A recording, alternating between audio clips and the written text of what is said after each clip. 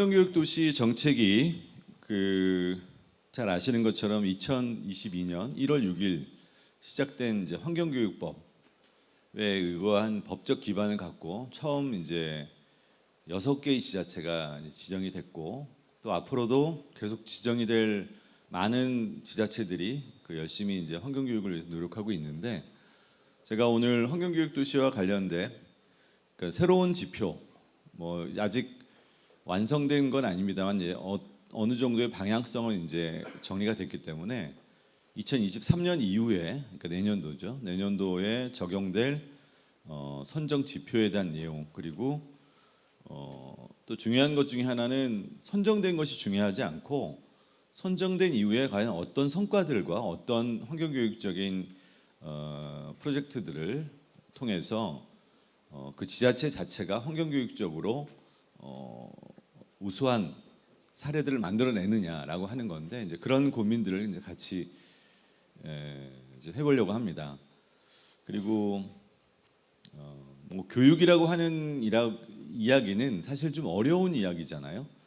교육자만이 하는 것 같은 느낌도 있고, 또 교육을 위해서는 일정한 공간에 모여야 되고 오늘같이, 그리고 누군가는 가르치는 사람과 배우는 사람이 있어야 되는, 사실은 이제 우리가 정규적 포멀하게 보면 이제 그런 장소와 또 시스템과 전달자가 있어야 되는 이제 그런 거라고 생각을 해서 교육은 사람들에게 좋은 느낌의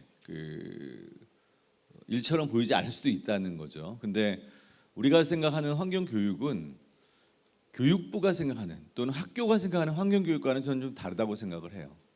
그 얘기를 좀 오늘 좀 드리고 싶고, 앞으로 우리가 환경교육이라고 하는 것은 환경교육 그 자체가 목표가 아니고 목적이 아니고 탄소 중립 또는 기후 위기라고 하는 절대절명의 위기적 지구를 구해내겠다라고 하는 노력의 일환이다. 또 그리고 그 과정의 모습이다라고 저는 생각을 합니다. 그런 측면에서 좀 말씀을 좀 드리려고 합니다. 네, 제가 이제 노안이 와서 잘 안 보이네요. 네. 제 사진이 있어서 꼭 넣었습니다. 네, 이건 2017년도 저희가 환경부 장관 기관 표창을 받았어요. 그리고 이 기관 표창을 받고 나서 나름대로 환경교육 도시라고 하는 내용이 정책적 측면에서 즉 환경부가 받아들인 첫 회라고 저는 생각합니다.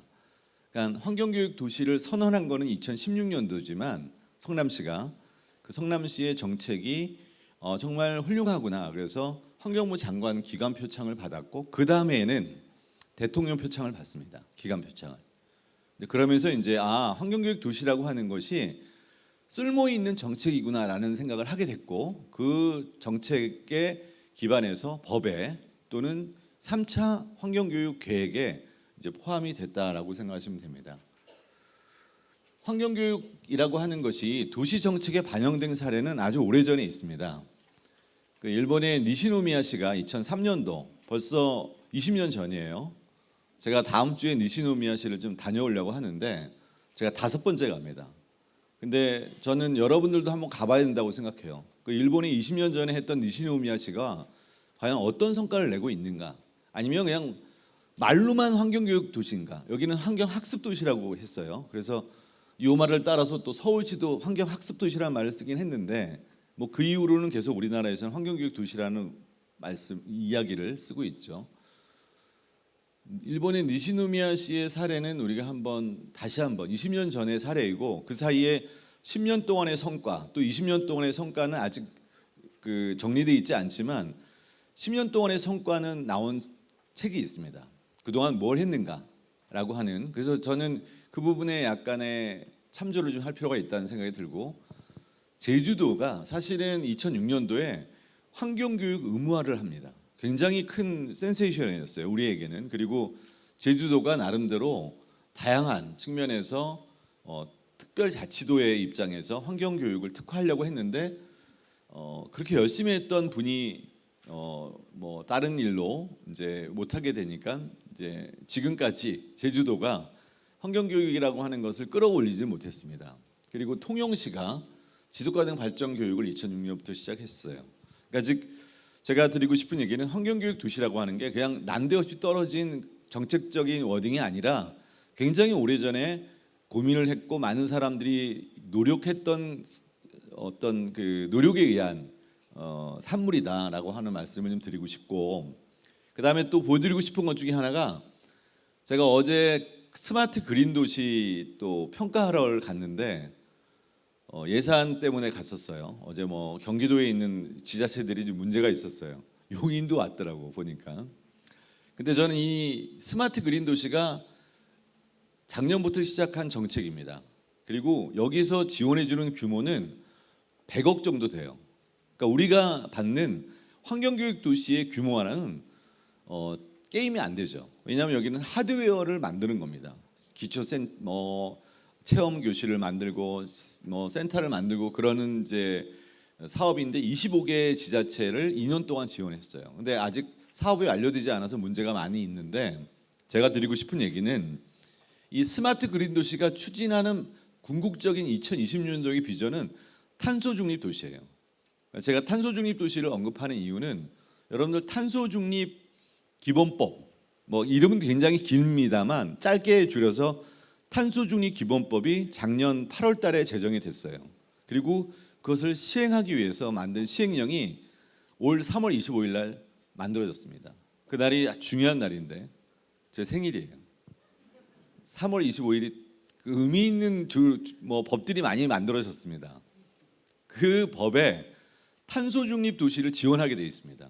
지정하게 돼 있어요, 환경부가. 근데 탄소 중립 도시의 규모는 지금 우리가 환경교육 도시하면 광역은 2억 받을 똥 말 똥, 뭐 지금 예산도 지금 없어서 지금 난리인데, 규모로 보면 어마어마하게 큰 돈을 지원해 줄 거를 예상이 돼요. 그게 2026년입니다. 근데 제가 이 다이어그램을 보여드린 이유는, 우리가 환경교육 도시를 하면서 이런 주장을 하려고 합니다. 환경교육 도시가 아닌 도시는 탄소 중립 도시로 못 간다.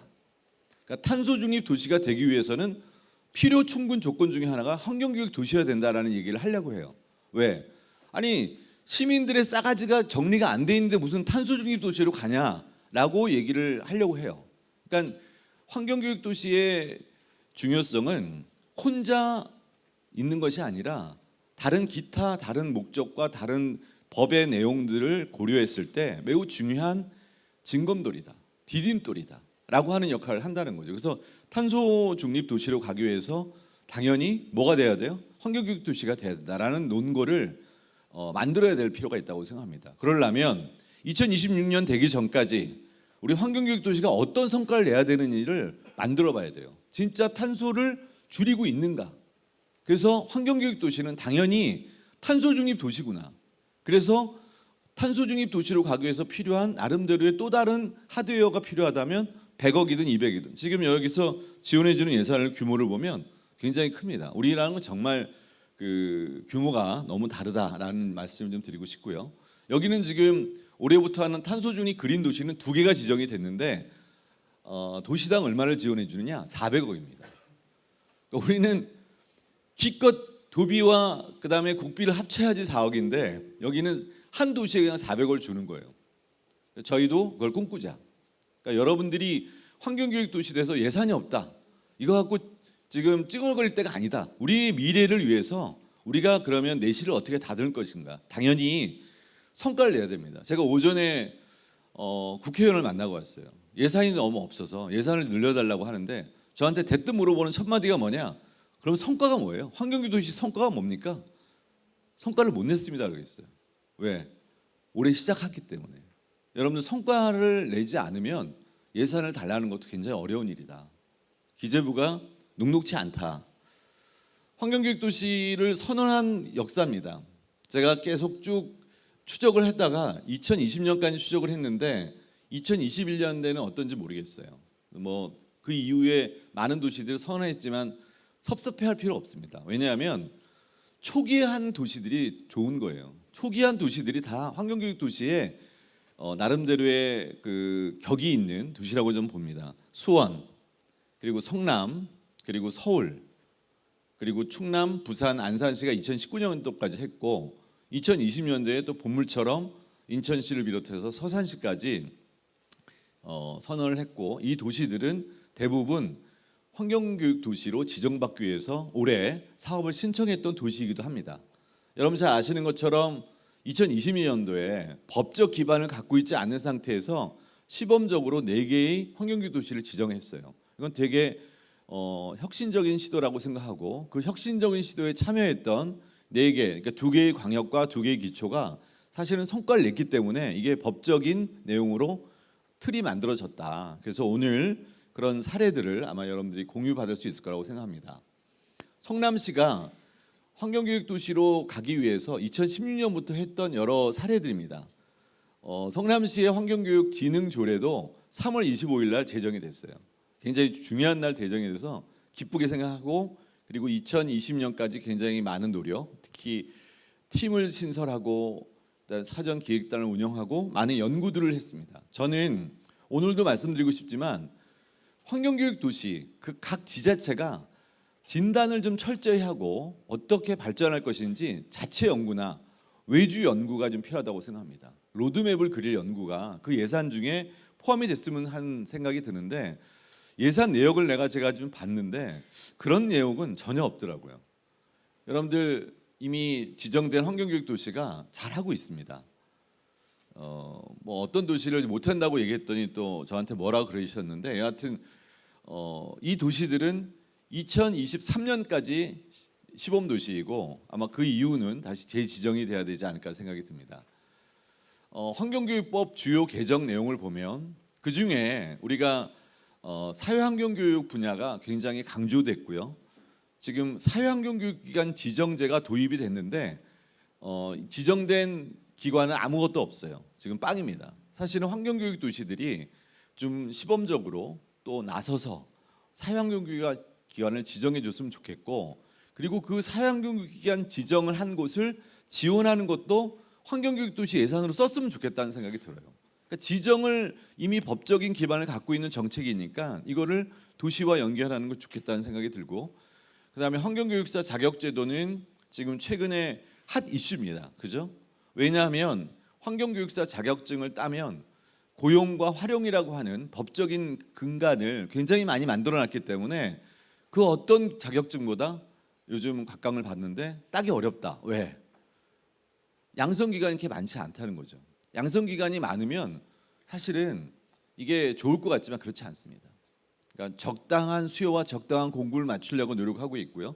그리고 아마 올해 3개의 3급 양성기관을 추가로 지정하기 위해서 지금 심사가 진행 중에 있는 걸로 알고 있습니다.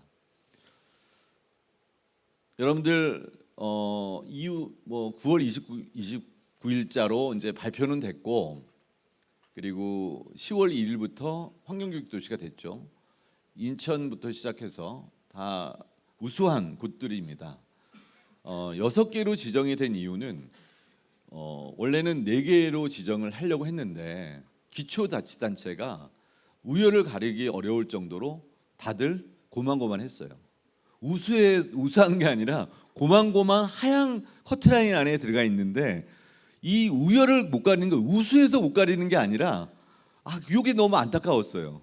아래에서 못 가는 거기 때문에 그래, 이렇게 열심히 비슷한데 다 같이 열심히 하도록 하자. 그래서 6개로 늘어났습니다.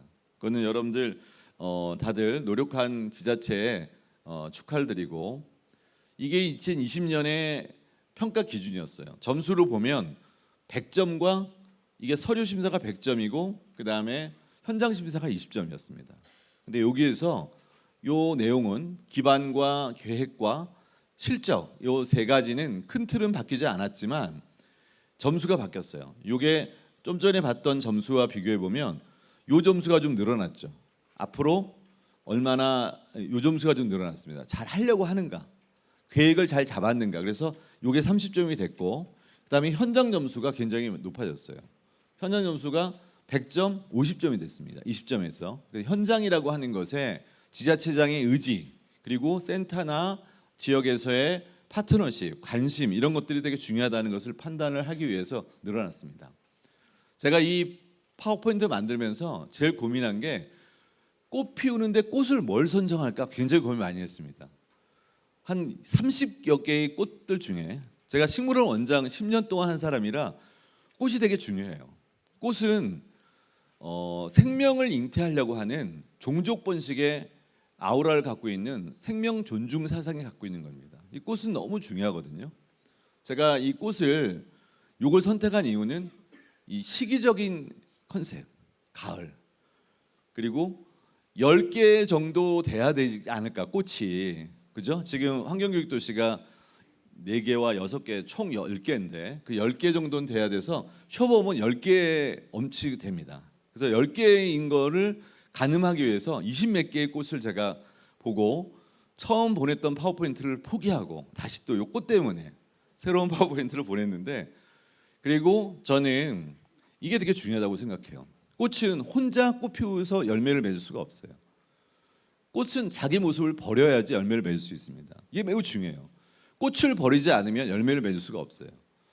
그러니까 전환을 해야 됩니다. 그 도시 자체가 전환하고 혁신하지 않으면 환경교육 도시를 꽃 피우고 열매를 맺을 수가 없어요. 지금은 꽃을 피웠는데 누구의 도움이 필요합니다. 이거는 다른 많은 시민들의 도움이 필요하다, 저는 이렇게 생각을 해요. 시민들과 함께 하지 않으면 안 된다, 뭐 그런 의미를 뒀고요. 저희가 2023년부터 내년부터 환경교육을 이렇게 이끌어 가겠다라고 하는 비전 체계도를 그렸습니다. 사실 요걸 그리면서 제일 고민을 많이 했습니다. 저희 국가환경센터에 많은 그 분들이 함께 고민을 해줬는데 핵심 가치가 5가지예요. 그 5개를 영어로 보면 뭐 그런 발음이 나올 것 같지 않지만 저희는 씩씩하다 뭐 이런 뜻을 가지려고 했습니다. 그래서 딱 맞아떨어지지는 않지만 우리 씩씩한 환경교육 도시의 정책을 갖자. 그리고 목표는 숫자로 얘기하지 않으면 사실은 달성할 의지를 안 보이는 거기 때문에 정확한 목표로 2040년까지 100개를 완성하자. 근데 총 226개의 기초와 17개의 광역을 따지면 사실은 절반도 안 되는 숫자예요. 근데 절반까지는 가보자. 근데 이걸 리딩하는데 더 좋은 아이템은 2040년이면 제가 굉장히 나이가 많아지죠. 여러분 중에도 아마 여기서 이런 일을 하기 어려울 나이일 거예요. 하지만 젊은 분들에게 이런 환경교육 도시에 희망을 갖게 해줬으면 좋겠다, 이런 생각이고요. 가장 중요한 목표는 환경학습권을 실현하는 겁니다. 이 환경학습권을 실현하고 지역의 환경교육을 활성화하는 거예요. 이 2가지가 목표예요. 이 2가지의 목표를 달성하기 위해서 우리가 환경교육 도시의 사업도 그렇고 정책도 저는 자기 지향성을 가져야 된다고 생각합니다. 그 중에 우리가 환경교육의 생태계를 좀 확대하자. 그러니까 우리의 시장을 좀 넓히자는 거예요. 생태망을 좀 넓혀야 되고, 그리고 아무래도 네트워크와 성과를 공유해서 우리의 내용을 만천하에 많이 알려야 됩니다. 사실 오늘도 신문 기사로 좀 많이 나와서 환경교육 도시라고 하는 게 일반 시민들에게도 늘상 이게 무슨 도시야라고 하지 않게끔 해줘야 된다라는 생각이 좀 들고요. 그 내용은 이제 아까 얘기한 것처럼 40년까지의 로드맵은 제6차 환경교육 계획이라고 하는 도입기와 성숙기라고 하는 그 로드맵을 토대로 제안을 드렸습니다. 그래서 새롭게 만들어진 지표를 보면 광역과 기초를 구분했어요. 지표를 구분했고, 그리고 저희가 예비도시를 둘까 했는데 예비도시, 떨어진 도시를 예비도시로 두기보다는 탈락도시를 대상으로, 올해도 이제 안 된 도시들이 있으니까요.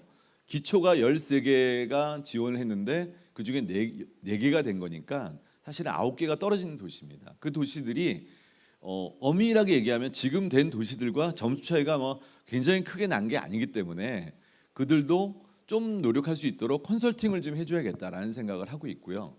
그래서 많은 환경교육 전문가들과 또 인력들이, 관계자들이 이런 도시들을 환경교육 도시가 되게끔 도와줄 필요가 있다라는 거고, 이렇게 얘기를 합니다. 광역은 17개고 기초는 226개인데 뽑는 게 2개면 너무 형평성이 어긋나지 않냐, 그죠?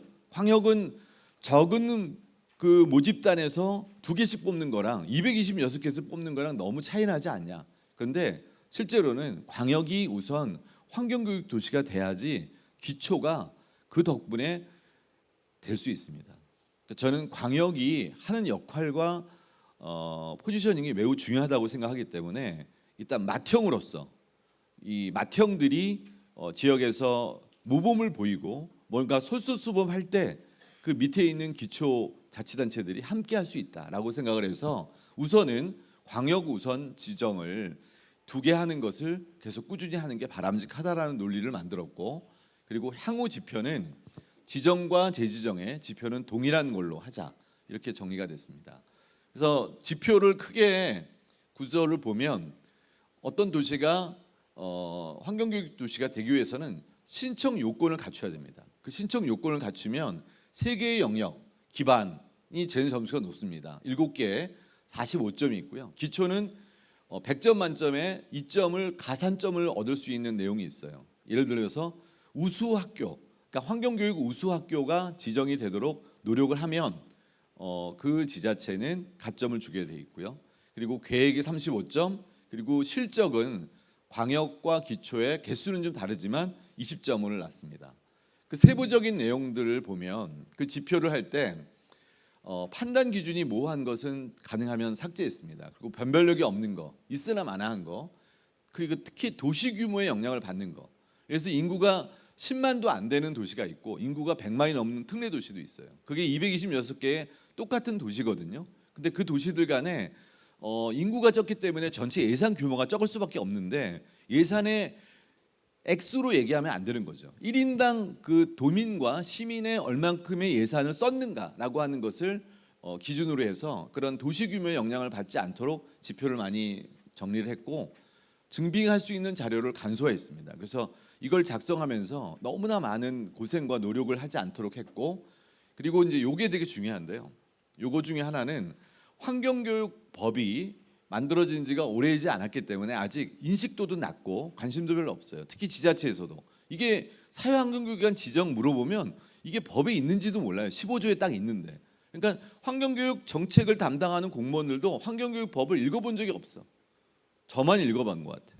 제가 물어보면 이게 뭔 얘기인지, 우리 용인에서도 아마 그때 제가 물어봐서 곤란했잖아요, 그죠? 제가 기억이 생생한데, 네.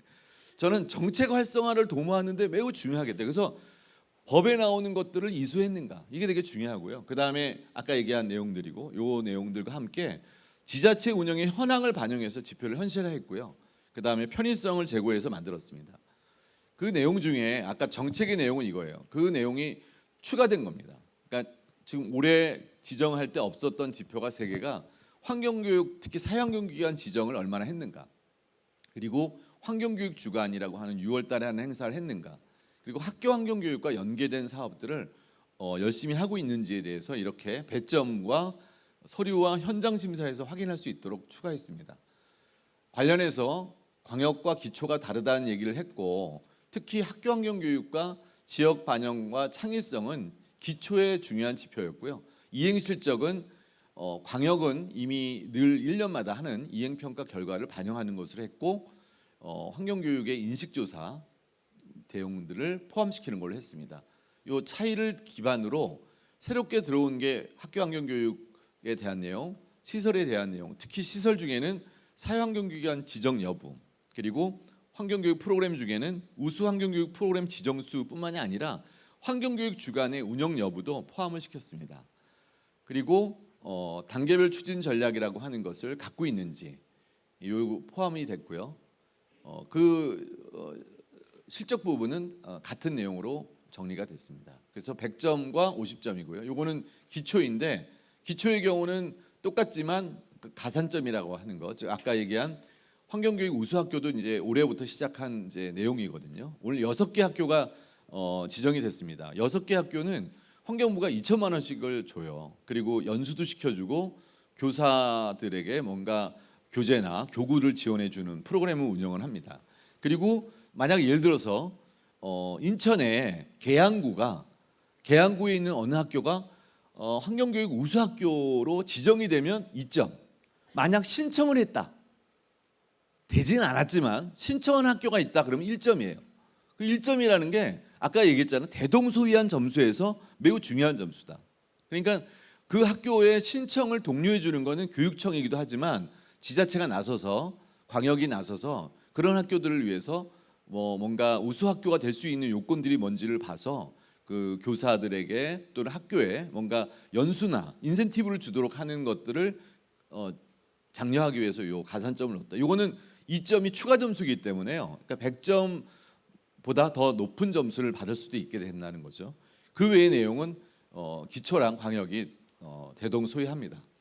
요건 넘어가고요. 그리고 이제 환경교육 도시가 시작이 됐는데 앞으로 지정이 된 이후에 제가 이렇게 빨갛게 친 이유는 앞으로 환경교육 도시를 어떻게 운영하느냐가 되게 중요한데, 사실 오늘 환경교육 도시들이 다 왔으면 했는데 요번 그 이태원 사건 때문에 참사 때문에 다 모이지 못했습니다만 환경교육 도시 운영이 매우 중요하다. 이럴 때는 환경교육 도시만 노력해서 될 일이 아니라 환경부도 그렇고요, 국가환경센터도 그렇고 광역환경센터도 함께 노력을 하자. 그 노력 중에 핵심은 지역을 얼마나 특화된 내용을 지역적 특성을 고려했는가, 그리고 타 부서와 협업했는가, 이게 되게 중요합니다. 그러니까 즉 도시라고 하는 거는 도시를 이루는 굉장히 많은 구성체들이 있거든요. 그 구성체들 안에 환경교육적인 내용이 원래 환경교육을 하는 부서는 있죠. 근데 그 부서만 환경교육을 해서는 안 된다는 거예요. 환경교육 도시는 환경교육 도시가 되기 위해서 또는 운영하기 위해서 필요한 거는 환경교육적이지 않은 부서였어. 체육을 담당하는 부서인데 환경교육과 관련된 행사를 해? 음악을 담당하는 부서인데 음악과 관련된 걸, 음악회를 환경교육과 관련된 걸 해? 또는 복지와 관련된 프로그램인데 이걸 환경교육과 관련된 걸 해? 라고 하는 게 중요하다는 거예요. 그게 환경교육 도시로 가는 겁니다. 그러니까 맨날 지금 환경교육 도시 사업들을 보면 환경교육 정책팀에서만 하는 사업을 갖고 자꾸 올리는 거예요. 그러니까 이게 센터에서 하는 일이랑 차이가 거의 안 나는 거죠. 그래서 지금 환경부도 그렇고 지금 국회에서도 굉장히 예산을 따기 어렵다. 예산을 안 준다고 찡얼거리는 것보다 더 중요한 건 우리가 진짜 환경교육 도시답게 사업을 추진하려고 하는가라고 하는 사업적인 계획을 잘 봐야 돼요. 저는 그 부분이 아직 미진하다라고 생각을 하고요. 지금 굉장히 많은 센터들이 지정되고 있습니다. 특히 오늘 충남 환경교육 센터의 센터장님도 오셨는데, 저는 이 기초환경교육센터가 충남의 경우는 15개 시군 중에 14개가 기초센터가 만들어졌어요. 지금 이제 계룡만 이제 되면 된다고 얘기를 하더라고요. 굉장히 중요하다고 생각합니다. 센터와 도시의 일은 다르다. 좀 전에도 얘기 드렸지만 부서를 넘어선 일을 할 수 있어요. 사실은 광역환경센터는 부서를 넘어서 하는 일을 할 수가 없습니다. 주로 환경교육 또는 환경국에 관련된 일을 하는 거지, 문화국이나 복지국 또는 체육국 또는 여성국 그 외에 다른 산림녹지국 그 등등의 국이 있죠. 그런 국들의 일들을 하게 할 수 있는 거는 도시예요. 그러니까 도시는 누가 리더해야 되느냐? 지자체장이 이끌어 가야 되는 거예요. 사실은. 그래서 센터장이 할 일은 요거지만 도시가 할 일은 사실은 이렇게 굉장히 많다라고 하는 거고요. 그래야지 저는 환경학습권이 보장이 되는 거고, 거기에 우리가 꼭 빠지셔서는 안 되는 주체가 누구냐면 기업입니다. 제가 빨간색으로 쓴 건 기업을 넣었는데, 오늘도 사실은 이런 행사에 인천공항공사 같은 데가 딱 같이 와서 야 우리도 사회공헌 하고 ESG 하는데 환경교육 도시인 인천 축하한다 이렇게 왔으면 진짜 뽀대 나는데 그게 좀 아쉬워. 저는 이 기업이라고 하는 분야가 왜 우리가 연대를 못 하고 있는가? 많이 하고 있지만 환경교육 도시는 더욱더 기업의 ESG 측면에서 연계할 수 있는 사업들이 많이 있다라고 생각이 듭니다. 이런 단계 중요하다고 생각하고요. 제가 최근에 이제 그렸는데 잘 완성은 안 됐습니다만 우리가 환경교육 정책의 생태계가 있어요. 상호 연계되어 있습니다. 예를 들어서 프로그램과 사람, 그죠? 그다음에 하드웨어에 대한 것들, 그리고 그와 관련된 정책적 지원들이 상호 연계되어 있어요. 근데 조금씩 이게 외연적으로 확대되고 있습니다. 예를 들면 우수 환경교육 프로그램에 지정되어 있는 프로그램들을 평생학습 계좌제와 연동하게 돼 놨어요. 근데 이걸 신청하는 기관이 그렇게 많지 않습니다. 그리고 더욱더 지금 보면 환경교육 정책 생태계가 우리 나름대로의 시장 말고 식생활 교육, 최근에 저희가 식생활 교육이랑 같이 포럼을 했는데 굉장히 많은 사람이 왔어요. 그러니까 저는 드디어 식생활 교육의 가장 큰 모토가 뭐냐면 지속가능 발전 식생활 교육이에요. 그 지속가능 발전 식생활 교육의 핵심은 탄소 중립을 위한 실천입니다. 지금 우리 환경교육과 얼마나 많이 연계되어 있습니까? 그러니까 저는 그 연계된 사업들을 모색해서 이거는 농식품거든요. 농식품의 예산을 같이 쓰는 겁니다. 그리고 산림교육뿐만이 아니라 청소년 교육. 너무 요즘 청소년 지도사들이 자기네들 말은 리그에서 환경교육사를 따게 해달라. 왜? 청소년 교육에서 지금 탄소 중립과 관련된 교육의 요구가 너무 많다는 거예요. 여러분들 청소년 지도사의 규모나 그들의 활동은 여러분들이 우리 환경교육사를 비교하면 정말 어른처럼 열심히 활동을 하고 직업적인 포지션도 잘 갖고 있는 조직이거든요. 그래서 저는 이들과의 결합, 뭐 해양교육은 인천에 또는 충남 특히 할 수 있다고 보고요. 그다음에 평생학습 분야와 최근에는 이제 문화예술교육사의 분야도 저희와 연계할 수 있는 가능성을 되게 많이 만들고 있습니다. 엮어야죠. 길어졌는데 최근에 9월 5일자로 사진이 잘 나왔습니다. 평생교육진흥원과 저희가 환경학습 계좌제를 연동을 했어요. 그래서 어느 정도까지 됐냐면 우수 환경교육 프로그램 지정제에 참가한 사람들, 학생들은 그들이 대학 입시 때, 취업을 나갈 때 자기네들이 어떤 학습 계좌제를 갖고 있는지 인증하는 것을 다 인정하게 돼 있어요. 근데 이거에 대한 홍보가 좀 안 돼 있는 건 사실입니다만 앞으로 환경교육 도시는 평생학습 계좌제와 연동된 것을 활발하게 하는 거 권장합니다. 이걸 위해서 돈을 좀 썼으면 좋겠어요. 얼마나 이게 필요하겠어요, 사실. 그죠? 그리고 저는 환경부의 환경교육은 가장 중요한 것 중에 하나가 일상에서 환경교육의 장면을 찾아내는 거예요. 제가 이 인천의 사례를 보여드리려고 인천공항에 여객 취, 제가 이거 심사하면서도 이 얘기를 꼭 드렸는데 이거는 인천만이 할 수 있어요. 인천이 갖고 있는 관문적 역할, 여기에 몇만이 오냐면 지금은 코로나 때문에 좀 줄었습니다만 다시 상승되고 있잖아요. 1년에 7천만 명이 인천공항을 이용해요. 인천공항에 내려오는 비행기들은 모두 스튜어디스가 이름은 바뀐다고 하는데 인천공항에 도착할 예정입니다. 어쩌고저쩌고 할 때 멘트를 하나 넣는 거죠. 인천이 갖고 있는 환경교육적인 자랑의 얘기를 5초만 넣어도 돼요. 5초만 넣을 수 있는 게 저는 교육이라고 생각해요.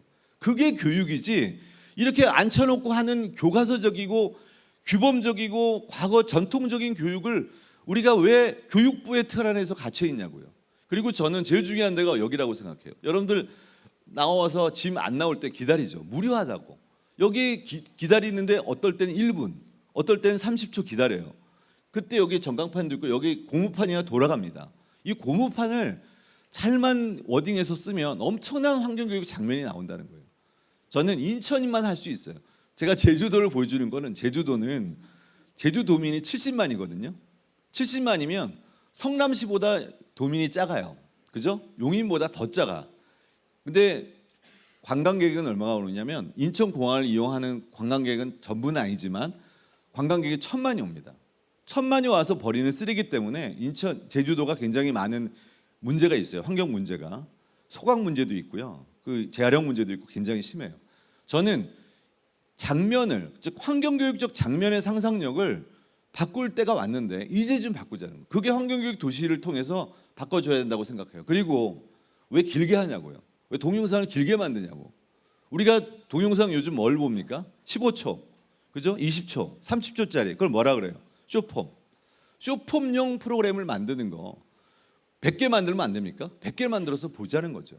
그래서 보여주자는 거예요. 왜? 영상을 시청하기 편리하고 그리고 새롭게 오는 콘텐츠가 많다는 거 매우 중요한 아이템이에요. 100개를 만들고 10,000개를 만들면 안 되겠습니까?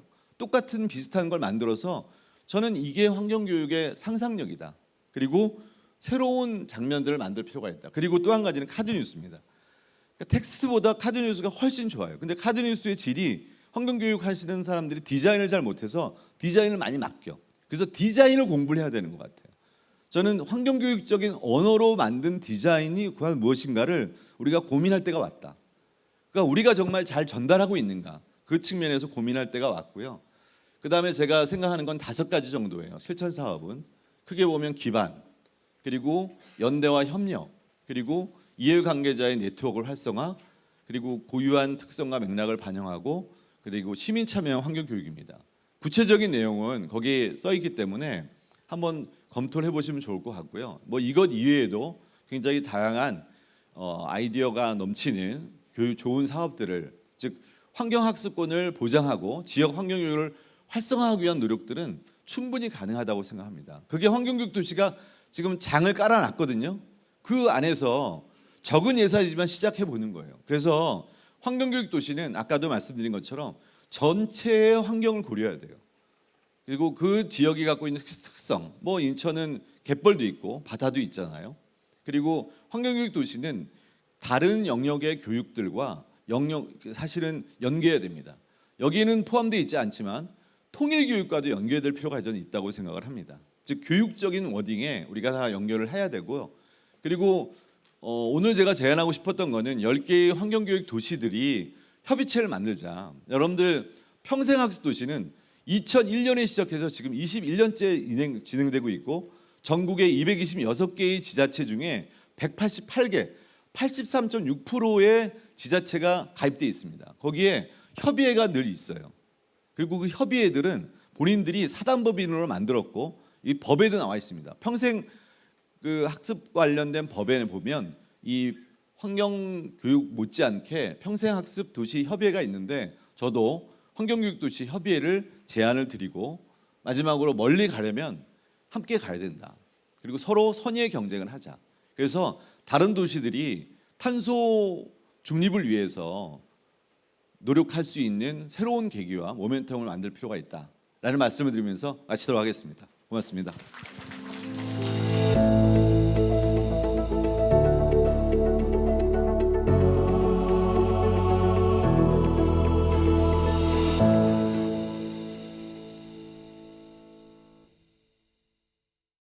안녕하십니까. 충남도청 환경협력교육팀장을 맡고 있는 오종석 사무입니다.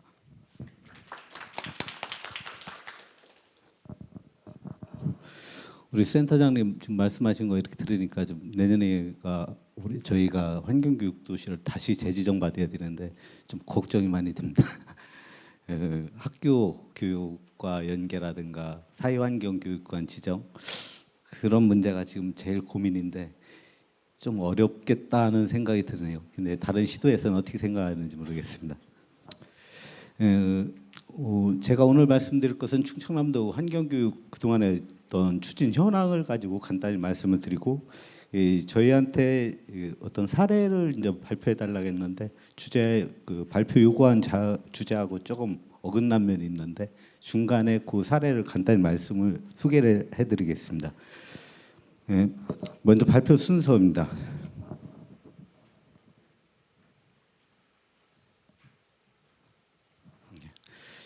첫 번째 그 충청남도 환경교육 연역과 현황, 두 번째 환경교육센터 운영 사례, 충청남도 교육도시 사업에 대해서 간단히 말씀을 드리겠습니다. 네, 첫 번째입니다. 충청남도 환경 여건에 대해서 먼저 말씀드리겠습니다. 충청남도는 전국 화력발전소의 50%가 입주했고, 대규모 철강 산업단지는 현대제철이나 현대석유화학 등 대규모 오염물질 배출 지역으로서 전국 제1의 어떤 오염물질 배출 지역이자 피해 지역입니다. 그럼으로써 그 환경 문제 해결을 위한 정책과 더불어 도민에 대한 이해와 참여, 어떤 촉진이 필요한 실정으로 환경교육 확산을 위한 최선의 과제를 실천하고 있다는 말씀을 드리겠습니다. 다음은 그 충청남도 환경교육 연역입니다. 2011년도에 제1차 종합계획 수립 후 2차, 2017년도에 2차 계획, 2021년도에 3차 계획을 수립했고, 2013년도에 전국 최초 그 지역센터를 지정을 했고, 현재는 그 시도 중에서 계룡시만 빼고 15개가 지금 지정돼서 운영 예정이라는 말씀을 드리고, 2019년도에 저희는 환경교육도시 선언을 하고 20년도에 환경교육도시 지정을 받았습니다. 그럼 우리 충남도의 어떤 환경 교육의 어떤 특징이라고 좀 말씀드릴 수 있는 것은 어떤 협력 관계가 잘 이루어져 있다는 것을 말씀드리고요.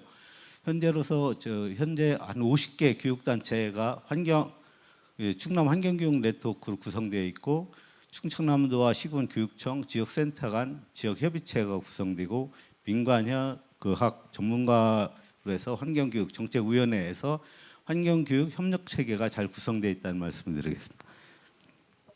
그 한 사례로 보면 2019년도에 환경교육도시 선언을 한 사례가 있습니다. 먼저 환경교육도시 선언을 저희가 제안한 게 아니라 그 민간 영역에서 제안을 해줬고, 그것을 충남도하고 교육청에서 수용을 했고, 그에 따라 가지고 실무팀을 민관학 같이 협의를 해서 단순히 환경교육도시 선언이 아니라 저희 같은 경우는 4대 영역 31개 추진 과제를 선정을 해놓고 그것을 앞으로 어떻게 하겠다는 선언을 했습니다. 그 환경교육도시 선언 때 작성한 선언문입니다. 그 환경교육도시 선언은 그 충남 환경교육 한마당을 개최하면서 했는데요. 이 환경교육도시 선언이 어떤 환경교육을 확산하는 계기가 됐다. 그래서 저희 충남도가 19년도 선언하고 서산시에서 20년, 당진시에서 21년, 올해 논산시에서 11월 25일 날 한마당을 개최하면서 선언할 예정입니다. 다음은 그 우리 충남도 내 기초환경교육센터 운영 사례를 말씀드리겠고요. 2013년 지역환경교육센터 지정 후 환경교육센터 확대 지정 노력에 거기에 더불어 저희는 예산을 지원하고 있습니다. 그래 올해까지 광역 하나 기초 10개를 지정해서 운영하고 있고, 올해 10월 달에 시군 중 그 다 6개 시군이 지정이 안 됐었는데 5개 시군에 대해서 지정을 했습니다. 그래 내년부터는 아까 말씀드렸듯이 그 계룡시를 제외하고 전체 시군에서 그 지정해서 운영하기로 했고, 내년은 계룡시에서 시 자체에서 별도로 지정해서 전 시군이 환경교육센터가 다 운영될 수 있도록 하고자 합니다. 우리 충남도 내에는 그 충남도 환경교육센터는 광역환경교육센터입니다. 광역환경교육센터는 광덕산 환경교육센터에서 맡고 있고, 어떤 지도자 역량 강화라든가 환경교육도시 추진, 학교 환경교육이나 사회 환경교육에 대한 지원을 통해서 법과 조례에 명기된 광역환경교육센터 기능과 역할을 수행을 해주고 있습니다. 기초환경교육센터 운영 사례로 해서 그 금산 지역 환경교육센터는 그 환경교육 정보 서비스 제공, 환경교육 기관 단체 지원 사업, 찾아가는 환경교육, 찾아오는 환경교육을 실시하고 있습니다. 예산 지역입니다. 그 예산 지역의 그 교육센터에서는 그 도심 속의 어떤 텃밭 가꾸기에 관심 있는 도민을 대상으로 해서 텃밭 환경 그 강사 양성 기본과정, 예산 덕산면 대치천 중심으로 해서 주민들과 함께 수질 모니터링을 하는 환경교육 사업, 시범마을 사업, 환경교육 프로그램 정보 제공 등을 하고 있고요. 아산 지역에서는 마을 중심 환경교육 활성화를 위한 주민단체 지원하는 환경교육 시범마을, 환경교육 활동가 아카데미, 반딧불 체험이라든가 숲놀이 가족 체험을 통한 시민 체험 학교를 운영하고 있습니다. 논산 지역은 그 환경교육 정보 제공 서비스, 환경교육 기관단체 컨설팅, 환경교육 시범마을 등을 운영하고 있습니다. 다음으로는 환경교육 도시 사업에 대해서 말씀드리겠습니다.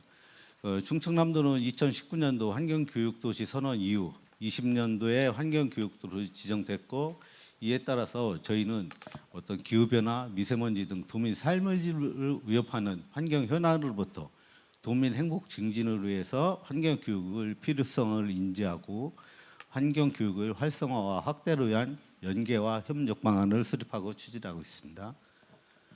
그에 맞춰서 그 환경교육도시 특화 사업을 선정을 하면서 세 가지 중점 추진 방향을 수립했습니다. 처음에는 지역 중심, 도민 중심, 협력 중심 세 가지 추진 과제 방향하고 그 환경교육 교재 개발, 환경교육 시범마을 운영, 환경교육 주간 운영 5대 과제를 선정해서 추진하고 있습니다. 먼저 그 환경교육 교재 개발입니다. 그 지역 특성을 반영한 교육 기반 마련을 위한 충남 학생들이 충남의 환경 현안을 배우고 지역의 지속 가능성과 탄소 중립을 실천할 수 있는 교육 교재를 제공하기 위해서 교육 전문가와 함께 개발진, 자문진을 구성하고 초등학교 저학년용, 고학년용 두 가지 프로그램을 지금 개발 중에 있고요. 그 개발된 프로그램은 각각 한 10회씩 그 운영 결과를 모니터링을 통해서 환경 수정을 보완하고 또 초등학교 강사들을 통해서 같이 워크숍을 해서 수정해서 최종적으로 초등학교나 지역 환경교육센터에 보급할 예정입니다. 다음은 그 환경교육 시범마을입니다. 환경교육 시범마을은 저희가 2017년도에 충남 환경혁신 아카데미를 개최했는데 이때 당시에 마을 중심으로 환경교육 필요성을 제시해 주셔가지고 2018년도에 그 환경교육 시범마을 추진단을 구성해서 2018년도부터 저희가 추진하고 있는 사업입니다. 먼저 이 환경교육 시범마을은 도민의 어떤 환경학습권을 보장하고 주민들의 자발적인 참여, 지역 환경 자원에 대한 모니터링, 환경 현안을 발굴해서 문제 해결을 할 수 있는 환경 교육을 확산하고자 하는 사업이며 충남에서 활동 중인 도민 5인 이상으로 구성된 어떤 민간 단체, 학교, 기업, 협동조합을 대상으로 매년 한 10개 팀 내로 구성을 하고 있고요. 한 개 팀당 한 500에서 800만 원씩 지원하고 있습니다. 어떤 환경교육 교재는 마을 환경 문제를 조사하고 해결하려는 어떤 환경교육 활동 또는 마을 자연환경을 조사하고 보존하려는 교육 활동을 주제로 해서 교육을 진행하고 있습니다. 그럼 이 추진 상황입니다. 첫 번째 그 홍보를 통해서 모집을 하고 두 번째 선정을 하고 역량 강화 교육 활동 지원 성과 확산을 하는데 먼저 홍보 모집입니다. 홍보는 그 홈페이지 센터나 아니면 도의 홈페이지에 홍보를 통해서 모집하고 그 모집을 하면은 그 사업단이라고 환경교육이나 마을교육 전문가와 함께 사업단을 구성해서 그 대상을 선정하고 있고요. 대상이 선정되면은 활동 계획을 발표하고 그 사업단에 대해서 어떤 자문을 받고 또 역량 강화를 교육을 시키고 있습니다. 다음은 뭐 어떤 정기적인 어떤 컨설팅 또는 중간 보고회를 통해서 어떤 계속적인 자문을 해주고 사업이 종료되면은 사업단에서 사업을 평가해서 성과를 공유하고 확산하고 있습니다. 올해 22년 6월 14일부터 6월 30일까지 그 접수를 받은 결과 총 10개 마을을 선정했습니다. 총 10개 마을 중에서 하나 말씀드릴 게 그 느림보 행복학교 그 단체명은 느림보 행복학교에서 사업명을 행운을 행복으로 만드는 가시연꽃 지킴이 사업입니다. 이 사업은 벌써 그 저희한테 신청한 게 지금 3년 차입니다. 근데 어떤 사례로 보면은 홍성의 역제방죽이라는 그 조그만 소류주가 있는데 거기에 가시연꽃 자생지입니다. 그 가시연꽃 자생지인데 그 홍성군에서 그 소류줄이 뭐라죠? 준설 작업을 해가지고 거기서 가시연꽃이 이제 다 없어진다 이런 내용의 그 신문 기사를 접하고 그 신문 기사를 본 그 환경교육 강사들이 모였습니다. 모여가지고 이것을 어떻게 하면은 계속적으로 같이 갖고 앞으로 이것을 계속 유지를 시킬 것인가 고민을 하다 저희한테 들어온 거고 그래 저희가 그 사업을 최종 사업으로 선정해서 1차 년도에는 그 강사단을 교육을 했습니다. 강사단에 대해서 계속적으로 그 교육을 하고 가시연구대에서 분포지를 조사를 한다든가 이런 사업을 했고 2000년대에는 그 강사단이 이제 배웠으니까 지역 주민들한테 지속적으로 교육할 수 있는 기반을 좀 만들어줬고 3000년도에는 그 지역 주민을 떠나서 그 지역 학교하고 연계해서 어떤 학생들을 가리킬 수 있는 그런 시스템을 구성을 해줬고 또 하나는 교육청과 협조해서 별도로 그 학생들의 그 환경교육 지원단이라고 구성을 해가지고 학생들하고 같이 그 어떤 시설이라기보다 그 같이 현장을 체험할 수 있는 생태 체험 교육 같은 것도 하고 거기서 캠페인은 물론 거의 그 뭐라 하죠 축제 비슷하게 이렇게 같이 개최도 하고 있습니다. 그래 올해가 3000년도인데 내년 사업을 어떤 식으로 할지 좀 고민이 되고 있습니다.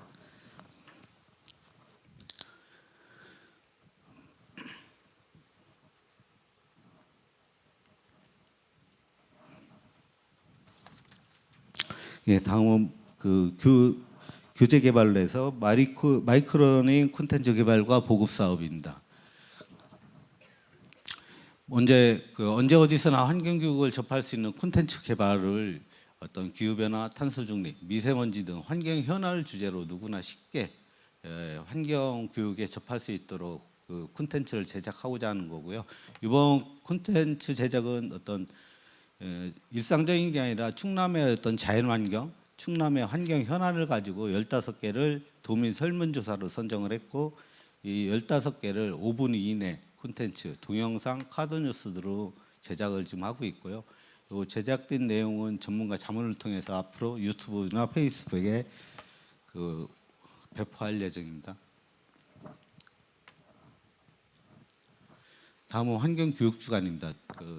올해가 최초로 환경교육 법정 기념일로 제정되면서 저희 충남도에서도 6월 7일부터 10일까지 4일간 환경교육주간 행사를 기념식, 협약식, 특강, 포럼을 개최했습니다. 먼저 환경교육주간 기념식입니다. 6월 7일을 그 도민 150명이 참석한 가운데 저희도 기념식을 개최했으며 그날 특이한 것은 그 도내 34개 기관 단체가 참여해서 함께 지속가능한 발전 교육 사업을 적극 추진 의지 표명과 공조를 다짐하는 선언식과 협약식을 개최했습니다. 다음은 군부대 환경교육 행사입니다. 6월 8일 날그 계룡대 쇼핑타운 주변에서 한 5천여 명이 참석한 가운데 행사를 가졌고요. 먼저 그 협약식을 개최했는데 충남도하고 계룡대 근무지원단 환경교육 협력을 위한 협약을 했습니다. 그래 협약을 마치고 그 군인 장병 한 600명 대상으로 해서 기후위기 시대 환경안보라는 주제로 환경 특강을 했고 군인 및 군인 가족을 위한 전시 체험 행사를 개최했습니다. 협약한 사진하고요. 그 특강 사진 영내에 그 부스를 계룡대 생기고 인해서 최초로 이 영내에 부스를 설치해 가지고 운영을 했고요. 부스 영내에서 운영을 하는데 체험을 못한 군인들은 그 부대 내에서 버스를 이용해 가지고 바깥에 영외까지 지원을 해줬습니다. 그래서 한 이날 좀 많은 인원들이 같이 체험 행사에 참여했다는 말씀을 드리고 다음은 공무원 환경 특강입니다. 3일째 그 충남 도내 도 및 시군 환경직 공무원 중심으로 해서 한 110명을 대상으로 조명 기술 동향 및 빛공해 방지 기술에 대해서 지금 특별 강연을 시작했고요. 다음 마지막 날 6월 10일은 우리 충남도에서 추진하고 있는 기후환경교육원의 글로벌화 전략과 방안이라는 주제를 가지고 충남형 탄소중립 교육, 해외와 충남도 환경교육 협력 방안을 독일, 덴마크, 콜롬비아들과 함께 같은 환경교육에 대한 사례를 공유하고 토론하는 자리였습니다. 이것은 환경교육 주간 행사 때 그 언론 보도인데요. 대부분 기념식하고 그 군부대 행사 중심으로 보도가 됐습니다. 다음은 환경교육 워크숍입니다. 저희 충남도에서는 협치를 같이 하기 위해서 8월 31일부터 9월 2일까지 2박 3일간 제주도 일원에서 도내에 어떤 환경교육 기초센터, 광역, 충남도, 시군 공무원들과 함께해서 워크숍을 개최했고요. 첫날은 지역 중심 환경교육과 환경교육도시 사례를 같이 공유했고, 둘째 날은 환경교육 현장 견학, 마지막 날은 지역 협의체를 개최해서 어떤 사회화 지역 어떤 환경교육 정책 방향이라든가 환경교육 협력 방안에 대해서 같이 논의를 한 사례입니다.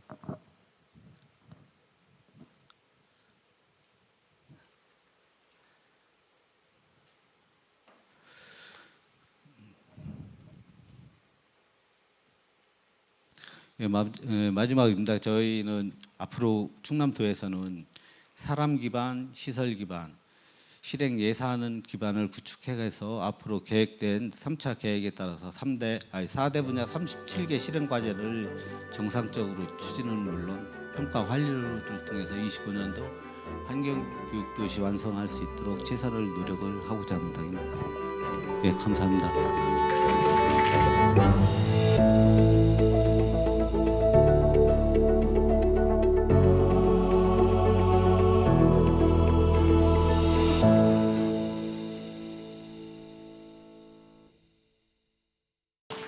안녕하세요. 용인시 환경과 환경교육팀장 김인숙입니다. 성공적인 환경교육 도시로 가는 길목에 이렇게 발표하게 되어서 굉장히 영광스럽습니다. 저희는 환경교육 추진 주체간 협력 사례 용인교육지원청을 중심으로 발표드리겠습니다.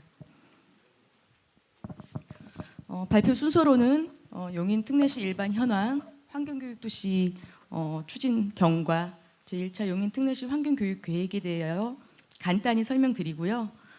네 번째로 용인교육지원청과 협력 사례별로 설명드리고, 마지막으로 내년의 주요 환경교육 계획에 대하여 말씀드리겠습니다.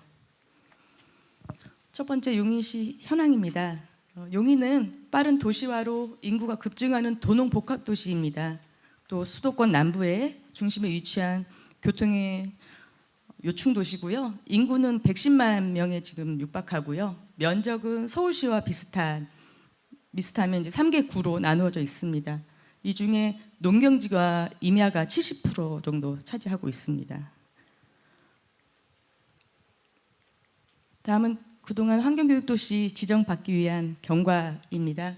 15년도에 지역 환경교육센터인 기후변화 체험교육센터를 개관하였고요. 지금 현재 직영으로 운영하고 있습니다. 지난해 1월부터 환경교육도시를 추진하기 위한 계획을 본격적으로 시작을 했고요. 수립해서 6월에는 환경교육 조례를 제정을 했고, 8월에는 환경교육팀 전담 조직이 신설이 됐고요. 9월에는 종합환경교육센터를 건립을 위해서 한강수계기금 공모에 참여를 해서요. 선정되면서 139억 원의 그 건립비가 확보가 되었습니다. 그래서 현재 2025년 12월 말 목표로 지금 건립 진행 중에 있습니다.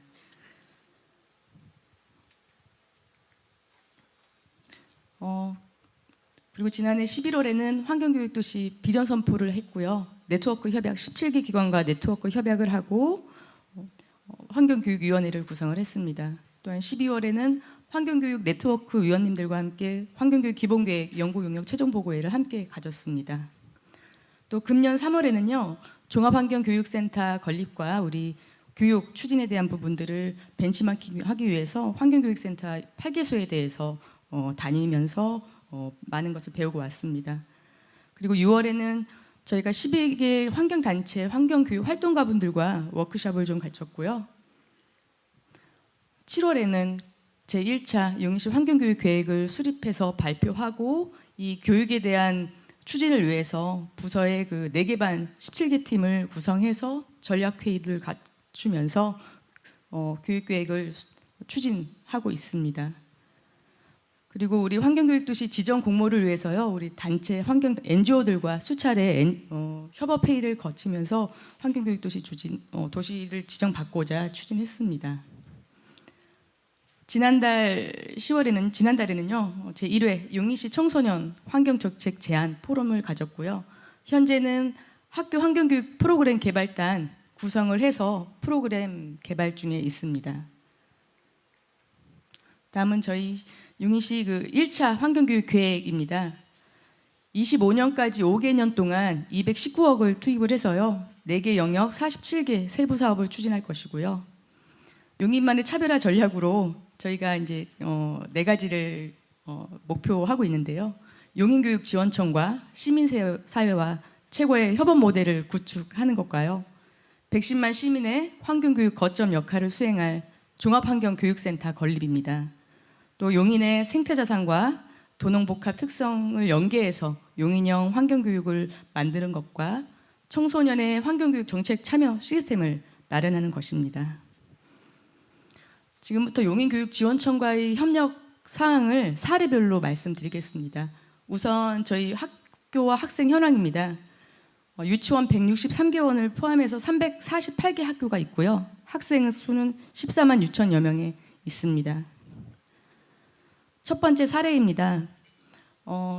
용인형 환경교육 모델 개발을 위한 아이디어 회의를 4차에 거쳐서 했는데요. 이게 환경교육팀이 처음 신설이 돼서 용인교육지원청과 우리 초중교사, NGO 단체 활동가분들이 한자리에 처음 모여서 학교, 환경 단체별로 환경 교육과 활동 프로그램을 공유하고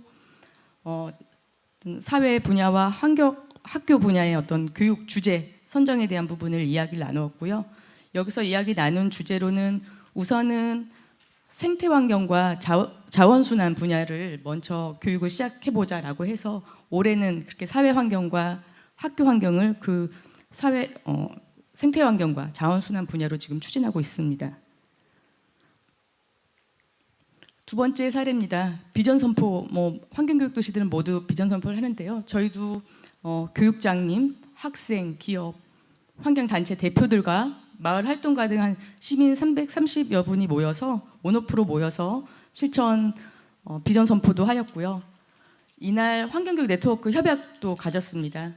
용인교육지원청과 학생 대표, 단국대학교, 그리고 환경단체 11개 단체와 에버랜드, 한택식물원의 17개 기관이 협약을 갖고 환경교육에 활성화하고자 각 분야별로 추진을 하고 있습니다. 세 번째 사례입니다. 저희는 초등학교 5학년 전 학생을 대상으로 생태전환교육 시범사업 공동으로 추진하고자 공동 추진하고 있는데요. 한 3개월 동안 3개 기관 5개 부서에서 수차례 기관회의를 좀 진행하면서 준비를 한 거고요. 요거는 교육지원청은 학교로 찾아가는 환경지킴이, 로컬푸드와 기후변화라는 주제로요.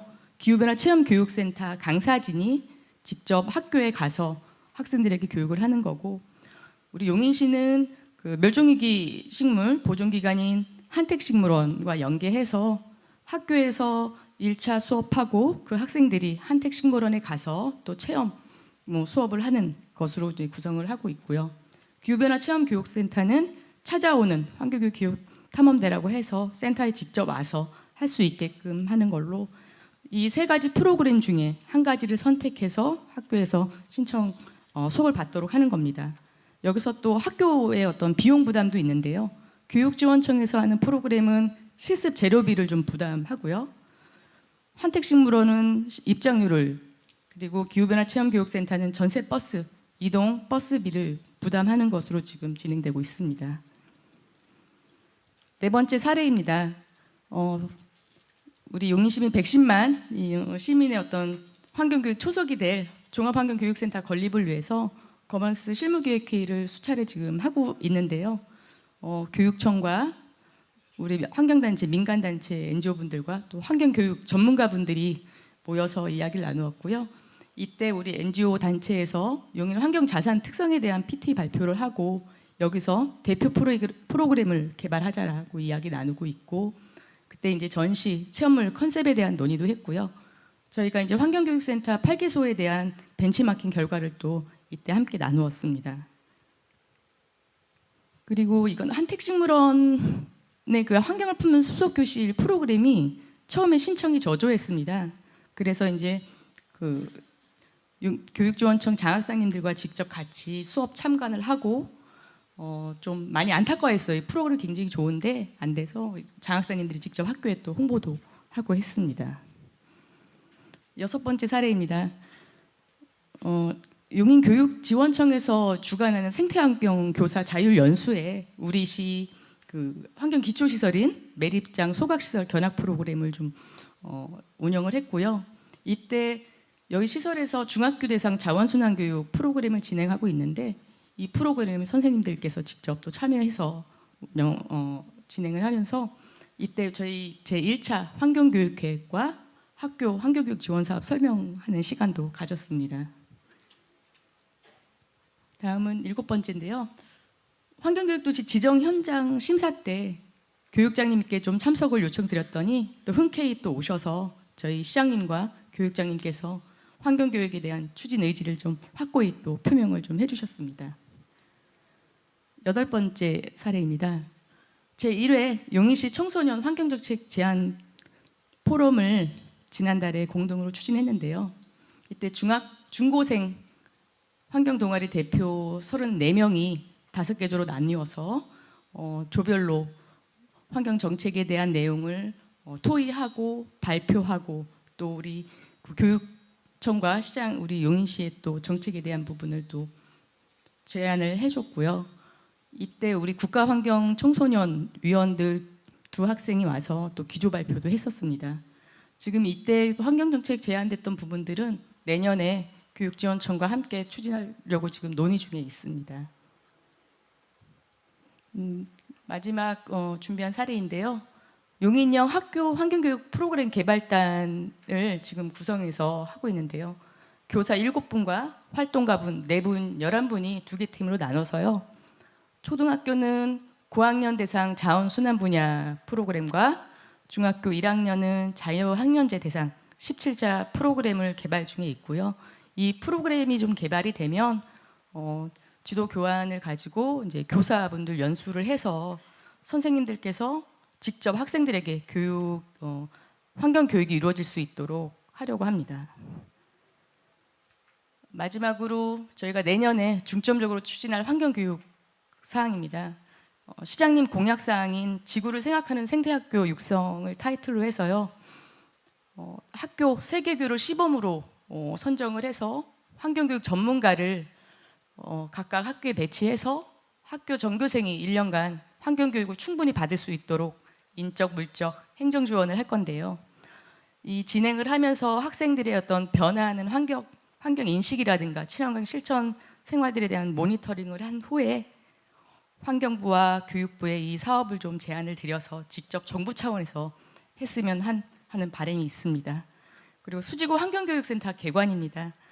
저희가 경기주택도시공사에서 85세대 아파트를 건립하면서 주민 편의 무상 제공 공간이 좀 제공이 되었습니다. 이때 이제 부서별 사용 공모에서 저희가 좀 부서들하고 치열한 경쟁에서 이 공간을 환경교육 공간으로 확보를 했습니다.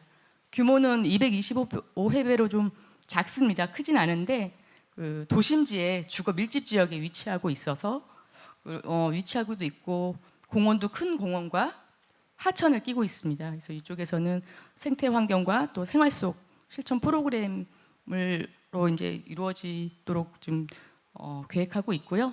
또 이제 환경 단체 또 주민들이 환경 커뮤니티 공간으로 좀 제공을 할 거고요. 또 찾아가는 마을과 학교로 찾아가는 환경 교육을 하려고 준비 중에 있습니다. 이상으로 발표를 마치겠습니다. 감사합니다.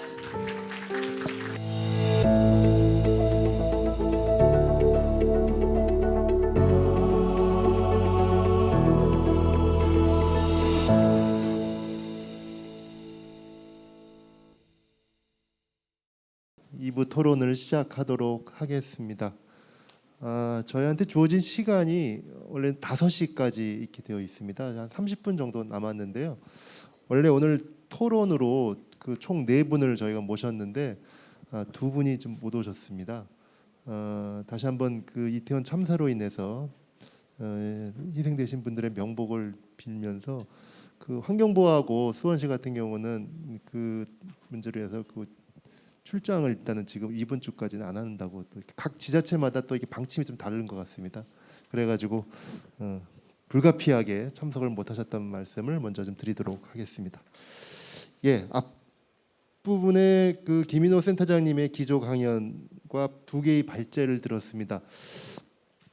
저는 그 김인호 센터장의 기조 강연을 들으면서 무슨 생각을 부뜩했냐면 그런 화두가 있잖아요. 그 부처를 만나면 부처를 죽여라. 그러니까 그런 느낌을 받았습니다. 그러니까 환경교육 도시로 되면은 환경교육만 관련된 사고에 너무 이렇게 묻지 말아라라는 것 같은 느낌이 많습니다. 다양한 분야에서 환경교육이 퍼져 나가야 되고 우리가 일상적으로 익히 통념적으로 알고 있는 환경교육을 좀 넘어서지 않으면 궁극적으로 우리가 환경도시로 나아가기는 어렵다라는 측면으로 전 이해를 했습니다. 굉장히 중요한 또 지적이셨고 뭐 당연히 그러기 위해서 인천이 이번에 환경교육도시로 또 지정이 됐기 때문에 더더욱 그런 관점에서 좀 다양한 분야로 다양한 역할로 좀 이렇게 활동이 되면 좋겠다 이런 생각이 들었고요. 그리고 이제 충남 사례하고 용인 사례도 아주 재밌게 들었습니다. 충남은 뭐 워낙 그 모범적으로 잘 했던 또 광역 또 시도이기 때문에 또 그리고 용인은 이번에 반갑게도 이번에 우리 같이 환경교육 도시로 지정을 또 받았습니다. 그리고 용인 또 사례를 보니까 조만간 그 종합 환경센터가 지어지는 것 같아요. 그래서 굉장히 또 부럽다는 생각도 또 개인적으로 좀 들었습니다. 네, 그래서 오늘 토론을 두 분의 토론을 먼저 듣도록 하겠습니다. 아까 인사드렸던 환경교육 네트워크 공동대표로 계시면서 그리고 충남 환경교육센터 센터장으로도 하고 계시는 차수철 대표님의 토론을 먼저 듣도록 하겠습니다. 네, 반갑습니다. 오늘 6회 인천 환경교육 한마당 행사를 축하드리고요. 또 뭐 비슷한 점에 환경교육 도시 지정된 것에 대해서도 되게 기쁘게 생각을 합니다. 뭐 앞에 기조 강연이나 두 분 말씀 중에 뭐 일관되게 환경교육이 새로운 전환기에 있어서 역할을 더 확대해 가기 위해서는 연계와 협력이 필요하다 이렇게 말씀을 주신 것 같고요. 전적으로 동의하면서 저도 이제 그런 부분에 대한 요즘 고민들이 조금 더 깊어지는 것 같습니다. 그래서 저는 어쨌든 뭐 전국 단위의 큰 역할을 맡고 있으면서 또 충남 지역에 제가 광역센터장 역할을 하고 있기 때문에 아까 충남의 사례를 좀 언급해 주셨긴 하시지만 관련해서 환경교육과 관련된 협력과 네트워킹에 대해서 좀 간략하게 말씀드리도록 하겠습니다. 저는 이제 환경교육 협력은 환경교육 활성화와 목적 달성을 위하여 사람, 시설, 프로그램이라는 환경교육 요소 간 경계 없는 연계와 협력을 말한다 이렇게 정리를 했습니다. 뭐 환경교육과 관련된 이 요소들은 너무나 잘 아실 것 같고요. 각각의 요소 간의 연계와 협력이 상당히 중요하죠. 사실은 우리가 이 각 세 개 요소 내에서의 내적 연계가 잘 되고 있다라고 생각하지만 사실은 그렇게 되지 않는 사례와 경우가 상당히 많고요. 그리고 경계 없는 연계와 협력이라는 이제 표현도 이제는 기존에 해왔던 연계와 협력을 질적으로 더 심화시킨과 함께 그 경계를 넘어서는 연계와 협력을 가져가는 것이 매우 중요하다라고 생각을 합니다. 앞에 여러분들이 그와 유사한 말씀을 하셨다라고 생각을 하고요. 통합적이고 포괄적인 그리고 일상적인 환경교육의 활성화와 진흥을 위해서 지금 우리가 고민해야 될 가장 중요한 의제와 과제가 아닌가라고 생각을 합니다. 충남도의 환경교육과 관련된 뭐 현황은 앞에서 충분하게 말씀을 잘 드렸습니다만은 충남 환경교육은 무엇보다 이 연계와 협력 그리고 그것을 체계화하는 과정에서 발전하고 진흥해 왔다 이렇게 말씀드릴 수가 있겠습니다. 세부적으로 보면 저희들이 해마다 이제 환경교육과 관련된 자원 현황 조사를 하는데요. 환경교육 법령이 전면적으로 바뀌면서 이 자원 조사가 이제 법령 체계 내로 들어왔습니다. 환경부도 원래 이제 하반기에 이 작업을 추진하고 있는데요. 저희들은 자체적으로 매년 전부터 하고 있습니다만 충남의 사회환경교육 인력이 대략 900명 정도로 저희들이 추산하고 있습니다. 점점 늘어나고 있고요. 상근 경력자들의 현황만 봐도 300명을 넘어서고 있고요. 그 중에 약 50% 정도가 법정 자격증 제도를 이수하고 또 실제 현장에서 활동하고 있는 것으로 나타나고 있습니다. 시설은 저희 센터만 아까 언급했던 대로 15개 기초센터와 강역센터 하나가 있다고 언급을 했습니다만은 저희들이 해마다 이제 환경교육 프로그램 정보지를 발행하고 있는데 그 정보지 발간 과정에서 보면 실질적으로 환경교육과 관련된 주제와 그리고 목적을 가지고 활동하고 있는 기관 단체가 대략 250여 개 정도 기관 단체로 파악되고 있습니다. 그래서 이들 기관 간의 연계와 협력 문제도 상당히 중요하다라고 말씀드릴 수 있겠고요. 특히 다양한 주제성을 교류하는 문제가 또 대단히 강조되고 있습니다. 저희들 이제 3차 충청남도의 환경계획 중에서 역시 강조되고 있는 게 환경교육 협력 체계에 대한 문제고 특히 이제 이 체계가 그간 10여 년 정도의 노력을 통해서 광역 단위까지는 일정한 성과를 내고 있다라고 평가를 하고 있고요. 이제 앞으로는 세 번째 언급했던 대로 기초 시군 단위의 환경교육 체계를 어떻게 강화할 거냐가 핵심적인 과제가 되고 있습니다. 그래서 그간의 행정과 민간 중심의 협력 체계에서 이제는 그 민민까지를 아우르는 협력 체계로 발전해야 될 필요가 있는데 특히 앞에 김인호 교수님 언급하셨던 대로 저희 지역에서도 이 기업과 마을에 대한 그러니까 환경 교육을 일상화하고 환경 문제 해결을 위해서 나서야 될 집단과의 연계를 어떻게 강화할 거냐의 문제가 가장 중요한 화두가 되고 있고요. 작년에 ESG 경영과 연동하는 환경 교육과 관련된 저희들 포럼을 한번 1차적으로 기업과 함께 진행하긴 했습니다만 상당히 쉽지 않다라는 결과를 얻었고요. 그렇지만 계속적으로 노력해야 될 과제가 되지 않을까 이런 생각을 했습니다. 그래서 저희들이 11월 25일 날 충남 환경교육 한마당을 저희들도 준비하고 있는데 그 단위에 어쨌든 간에 중요하게 기업과 연계하고 있는 단위들 또 실제 참여하고 있는 기업들을 적극적으로 초대해서 같이 마당에 참여할 수 있도록 하겠다 이런 고민들을 함께 하고 있습니다.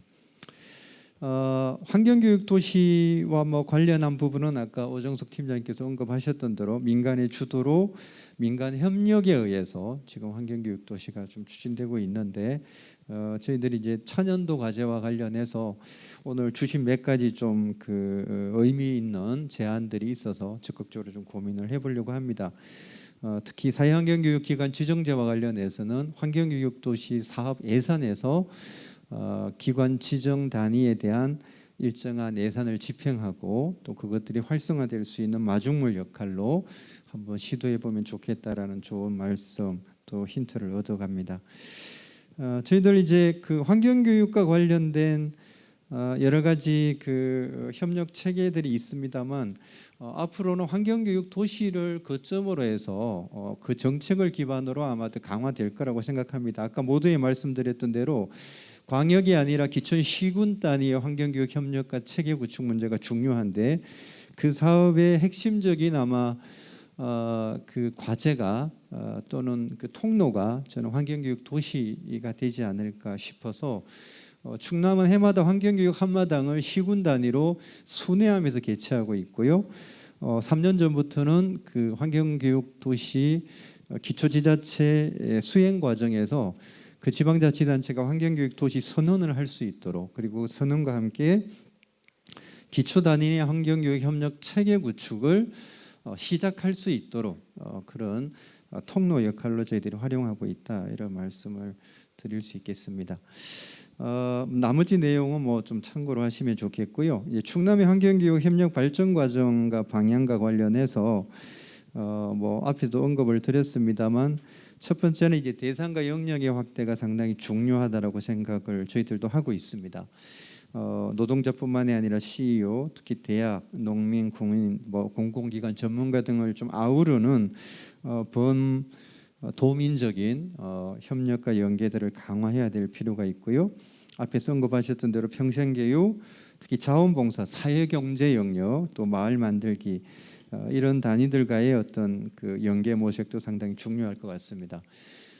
충남은 2006년도에 전국에서 처음으로 민간 환경교육 네트워크를 충남 환경교육 네트워크를 발족했는데 그 당시에 그 네트워크 발족의 주체가 지역 환경연합과 지속협의였습니다. 그래서 이제 그 과정이 지금까지 이어져 오고 있는데 최근 들어서 그 지속협 단위를 중심으로 해서 지속가능 발전교육 포럼을 검토하고 있습니다. 그래서 여기에는 일자리, 양성평등, 인권, 자원봉사, 에너지 센터 등을 아울러서 지역사회의 주요한 중간 지원 조직과 분야별, 영역별 단위들을 좀 망라해서 탄소 중립 사회로 가는 데 있어서 시민사회 역할과 과제를 모색하기 위한 고민들을 하고 있고요. 이 포럼의 발족 속에 최근 들어서 하나 이제 덧붙여진 게 안전 네트워크의 구축입니다. 그래서 우리가 이태원 참사를 겪고 있고 아시다시피 일본은 구마모토 대지진 이후에 환경 시민사회의 기본 의제가 환경 안전 그리고 사회 재난에 대응하고 협력하는 체계입니다. 그래서 이제는 환경운동 또는 환경교육 단체의 기본적인 미션이자 자기 의무가 이 재난에 대한 대응력과 그리고 예방을 어떻게 해 나갈 건지의 문제라고 생각을 하고요. 그와 관련해서 지역사회 포괄적인 안전 영역까지를 아우르는 지속가능 발전 교육 포럼 또는 체계들을 갖추어갈 그런 준비와 논의들을 조금씩 하고 있다 말씀을 좀 드리고요. 거버넌스도 역시 이제 환경교육 민간 협력 체계도 조금 더 발전을 해야 된다라고 생각을 합니다. 이제는 협의와 협업 수준에서 권한을 위임하는 수준까지 조금 더 나아가야 될 거라고 생각을 하고요. 실제로 이제 이런 고민들을 이제 어떻게 현실화시킬지 저희들이 좀 같이 머리를 맞대야 된다고 생각합니다. 지금 이제 충남교육청에서 하고 있는 그 탄소중립 365 앱 실천 운동이라는 게 있는데요. 이게 아이들이 이제 학교와 가정에서 환경 실천을 하면 앱에 기록을 하고 그게 축적이 되면 생태 발자국이 지급이 됩니다. 그게 일정하게 포인트로 쌓이면 지역 기업들이 출연한 기금을 학생들의 이름으로 지역 시민사회에 도네이션할 수 있는 그런 구조입니다. 그러니까 이게 포괄적인 공유 정보망을 기점으로 해서 온라인과 오프라인을 연계하고 지역사회 교육청 그리고 기업, 민간단체가 포괄적으로 협업하는 이제 이런 시스템인데요. 그러니까 이런 것들을 지역사회가 조금 더 자율적으로 다양하게 운영할 수 있는 주체가 돼야 될 것 같고 그런 거버넌스들을 다양한 형태로 더 많이 만들어야 되지 않을까라고 생각을 합니다.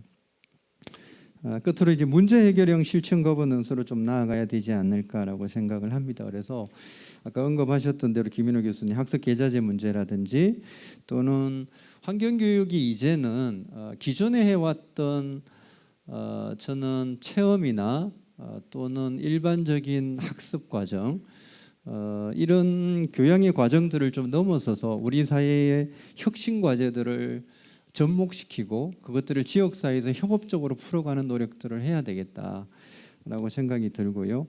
이제 그러려면 한 마을에서의 환경교육은 충남이 마을 환경교육을 하고 있긴 합니다만 마을에서의 환경교육은 환경교육인만의 노력으로 가능하지 않습니다.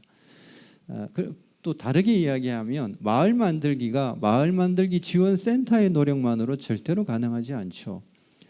그래서 마을을 만들거나 또는 마을 문제를 해결하기 위해서는 지역사회 모든 시민사회의 역량들이 함께 들어가야 되고 그 역량들의 협의 구조를 통해서 통합적인 접근 전략과 체계들을 구축해야 됩니다. 그런 것들을 이제 어떻게 만들어 갈 거냐. 가능하다면 환경교육계가 솔선적으로 그런 사회혁신 또는 지역사회 문제 해결을 위한 기능과 역할을 제안하고 그 체계들을 고도화하는데 이제는 조금 더 앞장서야 되지 않겠는가 이런 생각들을 하고 있습니다. 그런 맥락에서 저는 이제 그 탄소 중립과 관련해서 환경교육계가 이제는 문제 해결을 위한 좀 범시민적인 운동들의 기수가 됐으면 좋겠다 이런 생각들이 있습니다. 그래서 실제로 아시다시피 그 우리가 에너지 전략 뭐 이런 거 이야기할 때 에너지 시민연대가 만들어졌고요. 자원순환 운동의 초기 단계에서 자원순환연대가 만들어졌습니다. 그리고 기후 위기 이야기가 언급될 때 기후환경 네트워크가 만들어져서 현재 운영되고 있죠. 그런데 우리 사회 성숙한 어떤 그 탄소 중립 사회로 가기 위해서 환경 교육계가 포괄적으로 우리 국민들과 함께 이 캠페인을 벌여 나가기 위한 거점 그리고 협력 단위가 지금 현재 없습니다. 그래서 이것들을 어떻게 의제화하고 조금 더 포괄적인 국민운동으로 만들어서 말 그대로 환경 교육이 지속 가능한 그리고 탄소 중립 사회로 가는 그런 기폭제가 될 수 있도록 그러니까 우리의 의지와 임무들을 어떻게 확대할지 그런 고민들을 해야 될 대단히 중요한 시점에 있지 않을까라고 생각을 합니다. 제 이야기는 이것으로 마치도록 하겠습니다. 고맙습니다. 네. 전반적인 그 충남에 대한 이야기를 먼저 쭉 해주셨습니다. 알다시피 아까 언급드린 대로 환경교육과 관련해서는 충남에서 굉장히 선도적으로 열심히 또 하고 계셨고 그 성과가 쭉 나왔고요. 아까 언급하신 대로 이 환경교육의 사람, 시설, 프로그램 이 3박자를 어떻게 정확하게 좀 할 것인가가 중요한 과제인 것 같고요. 특히 또 아까 발표할 때도 보면은 충남에 있는 그 각 기초지자체 올해 안에 모든 기초센터를 다 지정을 하겠다까지는 그런 발표도 하셨던 기억도 있습니다. 그리고 마지막으로는 그 아까 이제 김인호 교수님하고 얘기한 거랑 좀 유사하게 환경 교육의 영역을 사회 전반으로 넓혀야 한다라는 얘기를 계속 해주시는 것 같습니다. 안전 문제, 지금에서 발생하는 여러 가지 재난은 대부분이 기후 재난과 연관이 있기 때문에 환경과도 직접적인 관계가 있다고 봐집니다. 그런 관점에서도 다양한 거버넌스라든가 그리고 아까 또 발표할 때면은 그 군인들 교육도 또 충남에서 첫 또 사례를 또 얘기해 주신 것도 굉장히 또 우리가 또 한번 또 생각해 봐야 될 또 중요한 사례가 아니었는가 생각이 듭니다. 네, 고맙습니다. 다음은 우리 인천 자연의 벗 오창길 회장님의 이야기를 듣도록 하겠습니다. 예, 인천 자연의 벗 오창길입니다. 반갑습니다. 먼저 한국 인천 환경교육 한마당에서 또 환경교육 도시 포럼이 보니까 국가환경센터라는 이렇게 개최되는 게 큰 의미가 있는 것 같고 국가나 타 지역 사례도 듣고 또 인천 시민들이 함께 이렇게 좀 수준을 한번 올릴 수 있는 좋은 기회다 생각이 되고요. 저는 좀 인천 시민의 관점에서 좀 얘기를 하려고 합니다. 일단 저는 오랫동안 환경교육과 관련해서 한 30년 정도 인천 지역에서 활동을 했는데 최근에 가장 먼저 환경교육센터라는 얘기를 우리 조광희 센터장님 하고 한 17년 전인가 18년 전에 우리가 환경교육센터 추진위원회를 만들어서 같이 스타디를 시의회랑 했던 적이 있어요. 그리고 나서 이제 좀 격세지감을 느끼는데 그리고 김인호 교수님하고 차수철 위원장님하고도 굉장히 오랫동안 이런 얘기를 했었고요. 근데 오늘 그 충남의 팀장님하고 용인시 팀장님 발표를 들으면서 우리 인천도 좀 영웅들이 좀 많아야 되겠다 이런 생각이 들었어요. 그래서 한두 사람이 주목받거나 일을 하는 게 아니라 영웅들이 춘추전국 시대를 만들어야 되겠다 이런 생각이 들고 지금 충남에서 이런 기초지자체에서 제가 이렇게 SNS상으로 보니까 경기도에 있는 시군구랑 이렇게 보면 굉장히 환경교육이라는 키워드를 오피니언 리더들이 많이 얘기를 해요. 근데 인천에서 우리가 그런 부분들을 어떻게 만들 것인가 이런 생각이 갑자기 좀 들었고요. 오늘 한 3-4가지 말씀드리도록 하겠습니다. 일단은 주제 발표를 한 내용 중에서 환경교육 도시 꽃을 피워라 얘기해서 2가지가 좀 생각이 났어요. 하나는 정말 어떻게 꽃을 피울 것인가. 근데 이렇게 보면 차별성, 지역 특화성, 융합성 다 설명을 드리니까 충분히 이해가 되는데 저희 지역에서나 각 시도별로 어떻게 꽃을 피울 것인가에 대해서 저도 작년부터 인천자연해법 이렇게 지부 활동을 하면서 느낀 건데 사실은 마을 단위에 또 지역 특화와 관련된 또 차별성, 우리와 영역이 다른 이런 분들을 많이 만나면서 저변을 좀 넓히고 있습니다. 그래서 그런 부분들을 저희 좀 과제로 삼아야 되겠다 생각이 들었고요. 또 탄소 중립과 관련해서 아까 말씀하시고 스마트 도시 얘기하셨는데 저희가 인천시가 에너지 자립도가 247%거든요. 그러니까 우리는 100사람이 있는데 247개를 에너지를 만드는 거예요. 충청남도가 되게 뭐 365 운동도 하고 이런 화력발전소가 우리 50%가 있다래도 에너지 자립도만큼은 우리가 1등이에요. 그만큼 우리가 공해가 많다라는 거죠. 그래서 이런 부분을 환경적인 측면에서 우리 환경교육에 가장 좀 기본 근간을 이루는 반성부터 하고 우리 지도층들이 우리가 탄소 중립 다시 가는 데는 선언이나 구호가 중요한 게 아니라 전반적인 정책들이 수반돼야 되겠다 이런 생각을 좀 해보게 됐고요.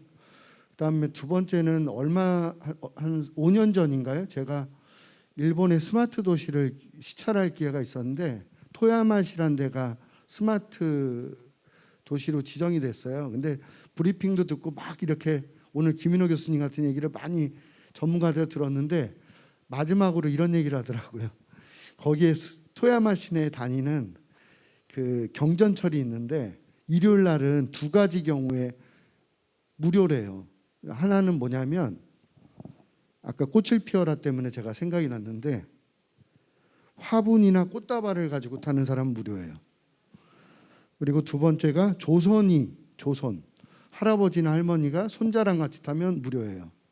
지금 아까 되게 우리가 융합을 해야 된다 그랬는데 이런 것들이 사실은 환경을 지키는 것들이 우리 사람과의 관계도 회복하는 거고 마을에서의 관계도 하는 건데 이런 것도 우리가 환경교육 사업으로 하면 좋지 않을까 이런 생각을 했습니다.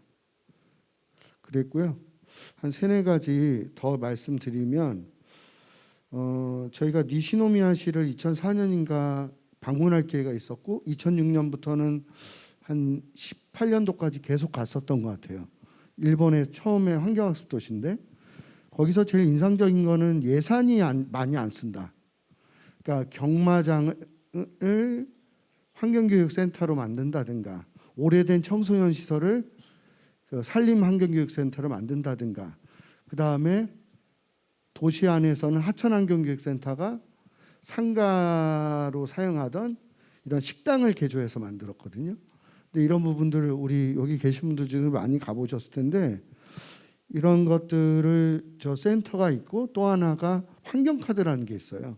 그래서 환경카드가 뭐냐면 어린이나 처음에는 유치원 어린이 초등학생만 했는데 그러니까 자기 마을에서 자영업을 하고 있는 사람들이 도장이 있는 거예요. 그러면 어린이나 성인이나 어떤 활동을 하면 친환경적인 뭐 비건 식당이 갔다 그러면 도장 찍고 그다음에 친환경 물품을 시에서 권장하는 걸 사면 또 스탬프를 찍고 그래서 칭찬을 하는데 그 운동이 생각보다 굉장히 활성화 잘 됐어요.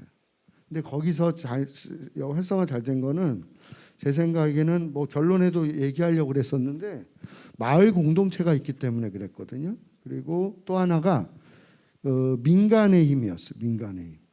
민간이 이런 것들을 계속 이야기하고 체크하고 이런 부분들을 얘기했는데 그런 것들을 어떻게 할 것인가가 되게 시사점이 있었다 생각이 됩니다. 저희가 그 환경교육도시 포럼이니까 한 3가지 정도 저희 인천시 여기 시민들이 많다 보니까 인천시에 관련해서 제가 그동안 얘기했던 것 중에서 한 3가지 정도를 더 좀 얘기를 하고 싶어요. 뭐냐면 오늘 이렇게 포럼을 하면서 여기 많은 분들이 와 있지만 혹시 구청에서 오신 분 계신가요? 구청 기초지자체에서 아마 모르겠어요. 얼마나 계시는지 손들기는 좀 어색하실 건데 저희가 환경교육도시에서 승부를 내야 될 거는 마을이고 기초예요. 제가 보니까. 왜냐하면 제가 이런 얘기를 했거든요. 일본 예를 들어서 미안합니다. 일본이 고교 야구단이 5,056개가 있거든요. 근데 우리나라 고교 야구팀이 한 48개가 있어요. 근데 이승엽이란 스타가 나왔잖아요. 근데 이승엽 같은 스타는 일본에 많지 않아요. 근데 이승엽보다 좀 아래 단위의 이런 그 스타들이 되게 많거든요. 그래서 우리 성은혜 위원장님이나 이혜경 대표님이나 이런 스타들이 있는데 더 잘게 기초 단위에서 이런 스타들이 있고 또 하나는 기초지자체가 이런 데 와야 돼요. 그래서 이 분들이 오늘 같은 포럼을 들어야지만 저 신심이 생기는데 이거를 우리 팀장님이나 센터장님이 얘기하면 또 전달하면서 누락이 돼요. 저도 지역에서 과장님, 팀장님 다 만나봤어요. 근데 환경교육이란 4글자를 이해시키는 것만 해도 저도 힘들더라고요. 구위원도 힘들어요. 그래서 오늘 그런 거 없고 또 하나는 제가 그러니까 교육계 출신이라서 그런지 몰라도 최근에 마을교육 공동체를 많이 봤는데 얼마 전에 있었던 마을에서 저희 지역에서 마을 축제에 2,000명이 모였어요. 토요일 날 교육감님, 국회의원 다 왔어요. 근데 우리가 환경교육 행사하면은 국장님, 과장님 이렇잖아요. 근데 거기는 서로 인사시켜달라고 많이 모이니까 그러는 거거든요. 그래서 마을 단위의 조직과 마을교육 공동체를 어떻게 결합할 것인가가 저희 환경교육에 꽃을 피우는데 되게 중요할 것이다. 그리고 세 번째가 또 하나가 융합성이라는 문제에서 뭐 좀 생각나는 대로 몇 가지 말씀드리자면 최근에 제가 평생교육진흥원이랑 업무 협약을 하고 평생교육 계좌 시민 라이프 칼리지를 하면서 느낀 건데 저희가 하고 싶었던 모습들이 청소년하고 평생교육 조직에 그대로 있더라 이거예요. 김인우 교수님 얘기해서 진짠가 해서 이번에 체험을 해봤어요. 아 근데 셀이 어마어마해요. 그 사람들이. 그래서 뭐가 많어. 시설도 많고 뭐 자격증 있는 사람도 많고 그래요. 그래서 그러니까 또 예산이 확보가 돼. 그리고 스피커가 많어. 그래서 그런 것들을 철저히 제가 오히려 등에 올라타야 되겠다. 그래서 얼마 전에 시민 라이프 칼리지 저희 단체에서 했는데 저희가 여태가 환경교육 강좌하면 그렇게 사람 많이 안 오는데 평생교육기관에서 했는데 60명이 하루 만에 모집이 됐어요. 그래서 오바됐어요. 지금 30명 정도인데 36명이 듣고 있어요. 그래서 이런 부분들을 우리가 시사점으로 그러니까 남의 돈도 좀 갖다 써야 되겠더라고요. 그래서 이런 부분들을 좀 얘기를 하고요. 마지막으로 제가 22년 전에 독일의 갯벌국립공원 인천 갯벌 때문에 갔을 때 제가 딱 생각했던 게 있어요. 뭐냐? 슐레시비의 홀스타인 갯벌국립공원 얼마 전에 장정구 위원장님도 갔다 왔던데 거기 가니까 업사이클 에코센터 같은 건물은 한두 개밖에 없어요. 어떤 건물이 많냐면 우리가 아는 편의점 수준의 크기의 센터들이 많은 거예요. 그래서 우리가 만약에 환경교육 도시를 하려고 그러면 우리가 가맹점, 로또 판매하는 것처럼 시에서 막 갖다 붙여야 돼요. 환경교육 우수단체 이런 센터를 그리고 다중적으로 다기능을 할 수 있게 좀 했으면 좋겠어요. 그래서 지금 제가 봤을 때는 시랑 센터가 주도적으로 그 얘기를 하셔야 될 것 같은데 그런 부분들을 좀 해야 될 것 같아요. 그리고 마지막으로 돈과 관련된 얘기인데요. 우리 센터장님께서 국가센터장님이 저보고 찌질하게 하지 말라고 맨날 그러던데 돈이 없으니까 되게 찌질해지는 거예요. 그래서 제가 2년 동안 자력갱생이라는 키워드를 한번 생활을 해봤어요. 근데 제가 16,857명한테 우리 이번에 모금 포털 사이트에서 했는데 저희 단체에서 하는 6,654만 8,880원을 오늘 날짜까지 1년 조금 넘게 됐는데 후원을 해줬어요. 그래서 환경교육 기금하라고 보내준 거예요. 16,000명이. 그래서 가능성이 있다. 그래서 국가나 지자체에서도 지원을 해야 되지만 우리도 좀 자력갱생해야 된다. 그리고 센터를 너무 크게 많이 짓는 게 중요한 게 아니라 다다익선이면 좋겠다. 그래서 많은 단체한테 오히려 장려를 좀 해줬으면 좋겠대요. 이걸 뭐 센터 지정하는 걸 무슨 굉장히 무슨 이렇게 그래가지고 하면 안 돼요. 그냥 하시겠다 그러면 딱 줘야 돼요. 우리 이거 보니까 지역에서 센터 하기가 인천은 어려운 것 같아요. 돈 든다고. 근데 이번에 서울도 그렇게 짠데 14개 줬어요. 14개. 그래서 인천은 여기 팀장님 계신데 국장님, 시장님 들어야 되는데 그냥 구청장님한테 전화 한 번씩만 하시면 돼요. 돈 안 든다. 돈 안 든다. 그리고 우리가 시에서 조금씩 해주겠다. 이런 말만 하면 되지 않을까 싶습니다. 제가 하여튼 그 약간 좀 산만하게 말씀드렸는데 인천의 비영리 단체로서 저희가 자력 갱생할 수 있는 방법, 또 환경교육 도시가 꽃을 피울 수 있는 방법은 제가 30년 동안 해보니까 지금 이 자리에서 얘기하는 거 이상도 이하도 없더라. 그래서 힘내시고 같이 좀 나아가시고 특히 환경문화 국가환경센터가 인천시에는 예산이 배부가 됐는지 모르지만 무조건 이런 포럼까지 오늘 했으니까 1억 원 더 이렇게 더 주시면 좋지 않을까 싶습니다. 이상입니다. 네, 예, 인천의 여러 가지 얘기를 많이 해주셨습니다. 제가 뭐 따로 정리할 필요까지는 없을 것 같고요. 저는 오늘 이 행사 오늘 2022년 한마당 이 표가 굉장히 마음에 듭니다. 예, 날개를 날다. 예. 저는 아까도 충남 사례를 계속했지만 지금 광역시 중에 환경교육도시로 지금 지정이 된 게 기존의 충남하고 부산시였고 이번에 경기하고 인천이잖아요. 그러니까 뭐 경기하고 충남은 기초지자체들이 워낙 많고 예산 편성권도 다르기 때문에 거기에서는 뭐 충남이 제일 잘한다고 치면 최소한 인천은 부산보단 잘할 것 같다. 저는 그런 마음이 있습니다. 그래서 양쪽으로 각각의 하나의 모범으로 그렇게 만들기 위해서는 이제 우리가 날개를 달았으니까 이 단 날개를 갖고 인천이 어떤 방식으로 기초지자체 또는 인천 시민들과 함께 준비를 하고 또 이제는 행동을 해야 되는지 뭐 시나 교육청이나 의회나 이걸 해달라 이런 게 요구하는 것도 중요하지만 또 한편으로는 내가 먼저 스스로 이거부터 먼저 하는 여러 가지 것도 필요할 거라고 생각합니다. 그렇게 됐을 때 아마 인천이 환경교육도시의 날개를 달아서 할 수 있지 않을까 싶어서 말씀을 추가드렸습니다. 예, 두 분의 얘기를 들었고요. 그래도 오늘 참석하신 분들이 많이 계시기 때문에 몇 분 이야기를 질의도 좋고요. 아니면 본인의 견해도 좋습니다. 예, 손을 드시면 예, 의견을 듣도록 하겠습니다. 갑자기 시키니까 아까 어디서 계셨는데 보니까 환경 강사 하시는 분들도 많이 오셨고 아까 충남 사례도 보니까 환경 강사만 한 900명이라고 말씀하셨잖아요. 그리고 관련 시설이 한 250개 이렇게 계셨는데 역시 규모가 크다 생각이 듭니다.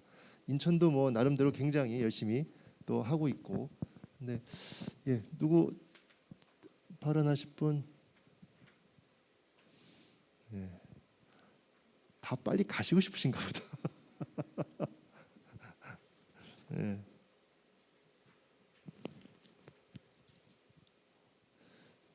예, 특별히 없는 것 같습니다. 그러면 아까 발제를 해주셨던 우리 세 분 중에서 좀 간단하게 코멘트를 좀 인천의 환경교육 도시로서 이제 활동을 날개를 달았는데 어떤 방식으로 좀 이렇게 좀 했으면 좋겠다. 뭐 이런 어떤 조언이라고 그럴까요?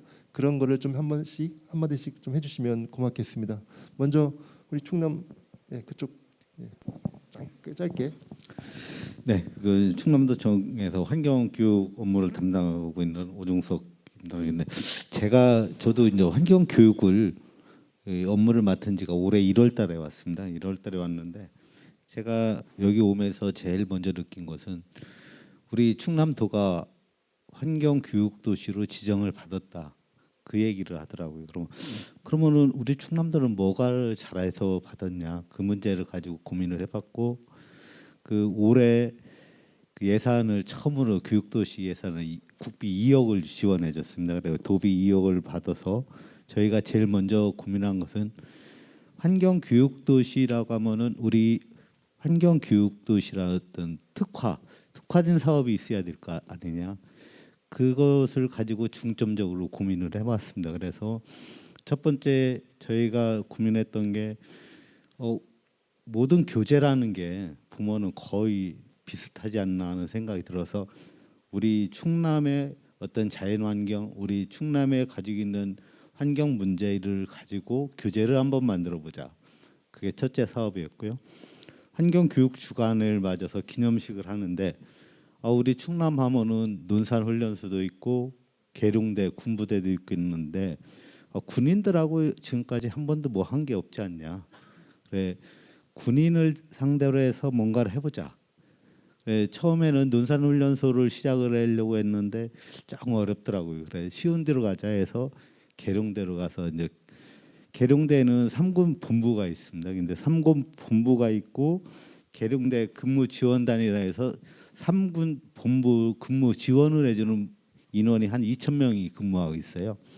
그래 그때 2,000명을 대상으로 해서 협약도 하고 뭔가 좀 만들어 보자 해가지고 그때 이제 그 행사를 개최했고, 그래 저희가 생각하는 것은 환경교육도시라고 지정이 되면 예산을 뭐 얼마든 지원을 많이 해주면 좋겠죠. 근데 많이 해주건 적게 해주건 떠나서 저는 환경교육도시라 어떤 특화된 사업, 남들이 안 하는 사업을 해가지고 좀 하고 싶다는 생각을 하고 있고요.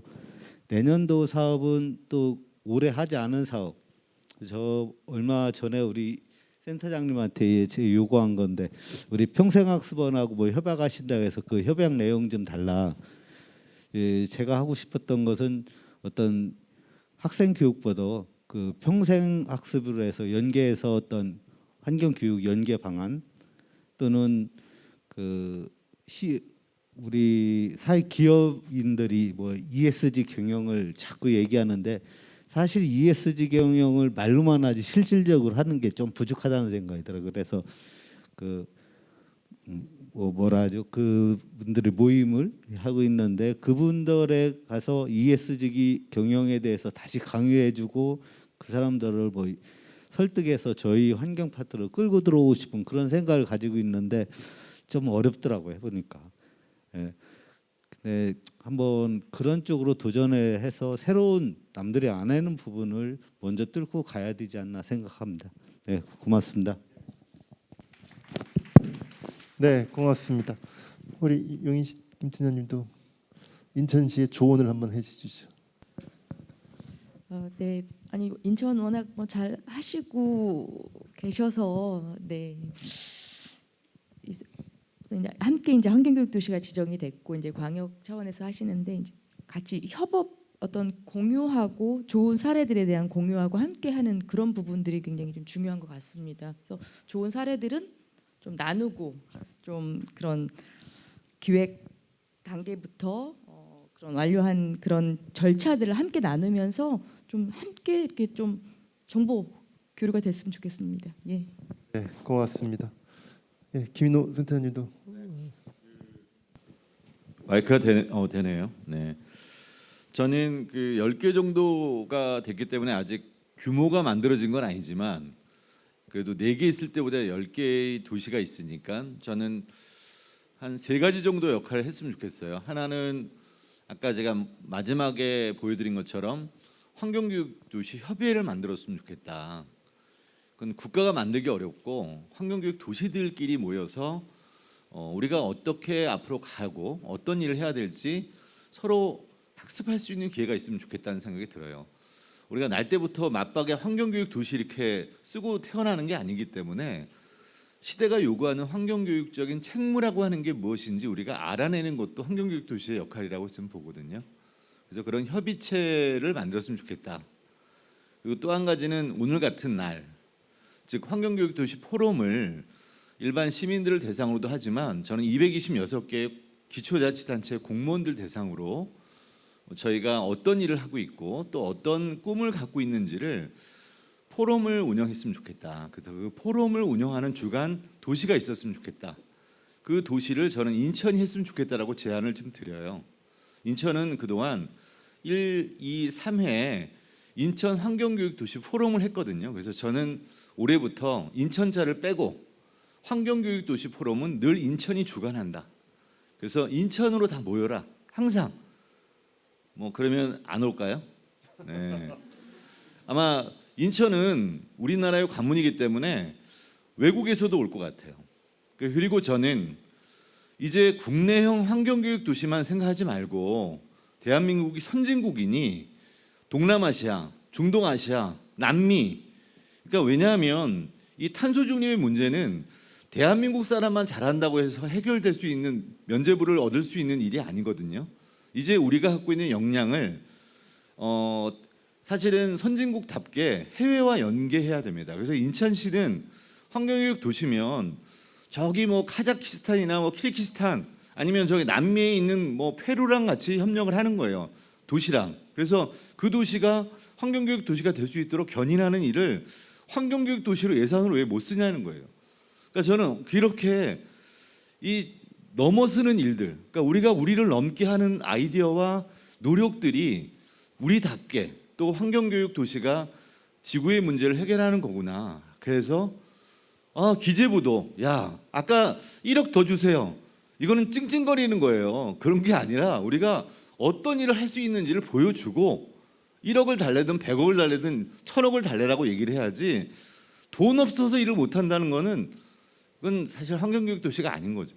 환경교육 도시는 저력을 갖고 있는 거예요. 자산을 갖고 있기 때문에 저는 10개가 모이면 1 더하기 1이 2가 아니고 1 더하기 10이 아니라 100의 효과를 낸다고 봐요. 그래서 저는 이렇게 뭉쳐있는 이 규모의 경제를 토대로 서로의 선의적인 경쟁, 서로 학습 이런 것들을 했으면 좋겠다는 생각이 들고 경계를 넘어서는 그 용기 있는 환경교육 도시가 되기를 기대합니다. 네. 네, 고맙습니다. 네, 그래서 참고로 오늘 그 포럼 제목도요. 앞에 인천자가 빠졌습니다. 그래서 내년부터라도 당연히 뭐 이렇게 전국에 있는 환경교육 도시뿐만이 아니고 뭐 항상 인천이 이게 글로벌 모범 도시로 이런 얘기를 많이 하거든요. 또 공항의 또 관문의 도시기도 하다 보니까 지금 김인호 센터장님이 얘기하신 거는 이제 저희들이 충분히 좀 새겨서 향후에 우리가 프로그램을 할 때거나 사업을 할 때도 참고하도록 하겠습니다. 아마 이제 환경교육 도시가 됐기 때문에 뭐 인천시나 아니면 교육청이나 그리고 환경단체나 모두가 다 각각의 역할을 이제 좀 더 적극적으로 좀 더 합심을 해서 거버넌스 형태로 더 할 수 있는 일이 더 많아질 거라고 생각합니다. 바로 오늘이 그 출발이 되었으면 좋겠다는 생각이 들고요. 장시간 토론 함께해 주셔서 정말 고맙습니다. 예, 마치도록 하겠습니다.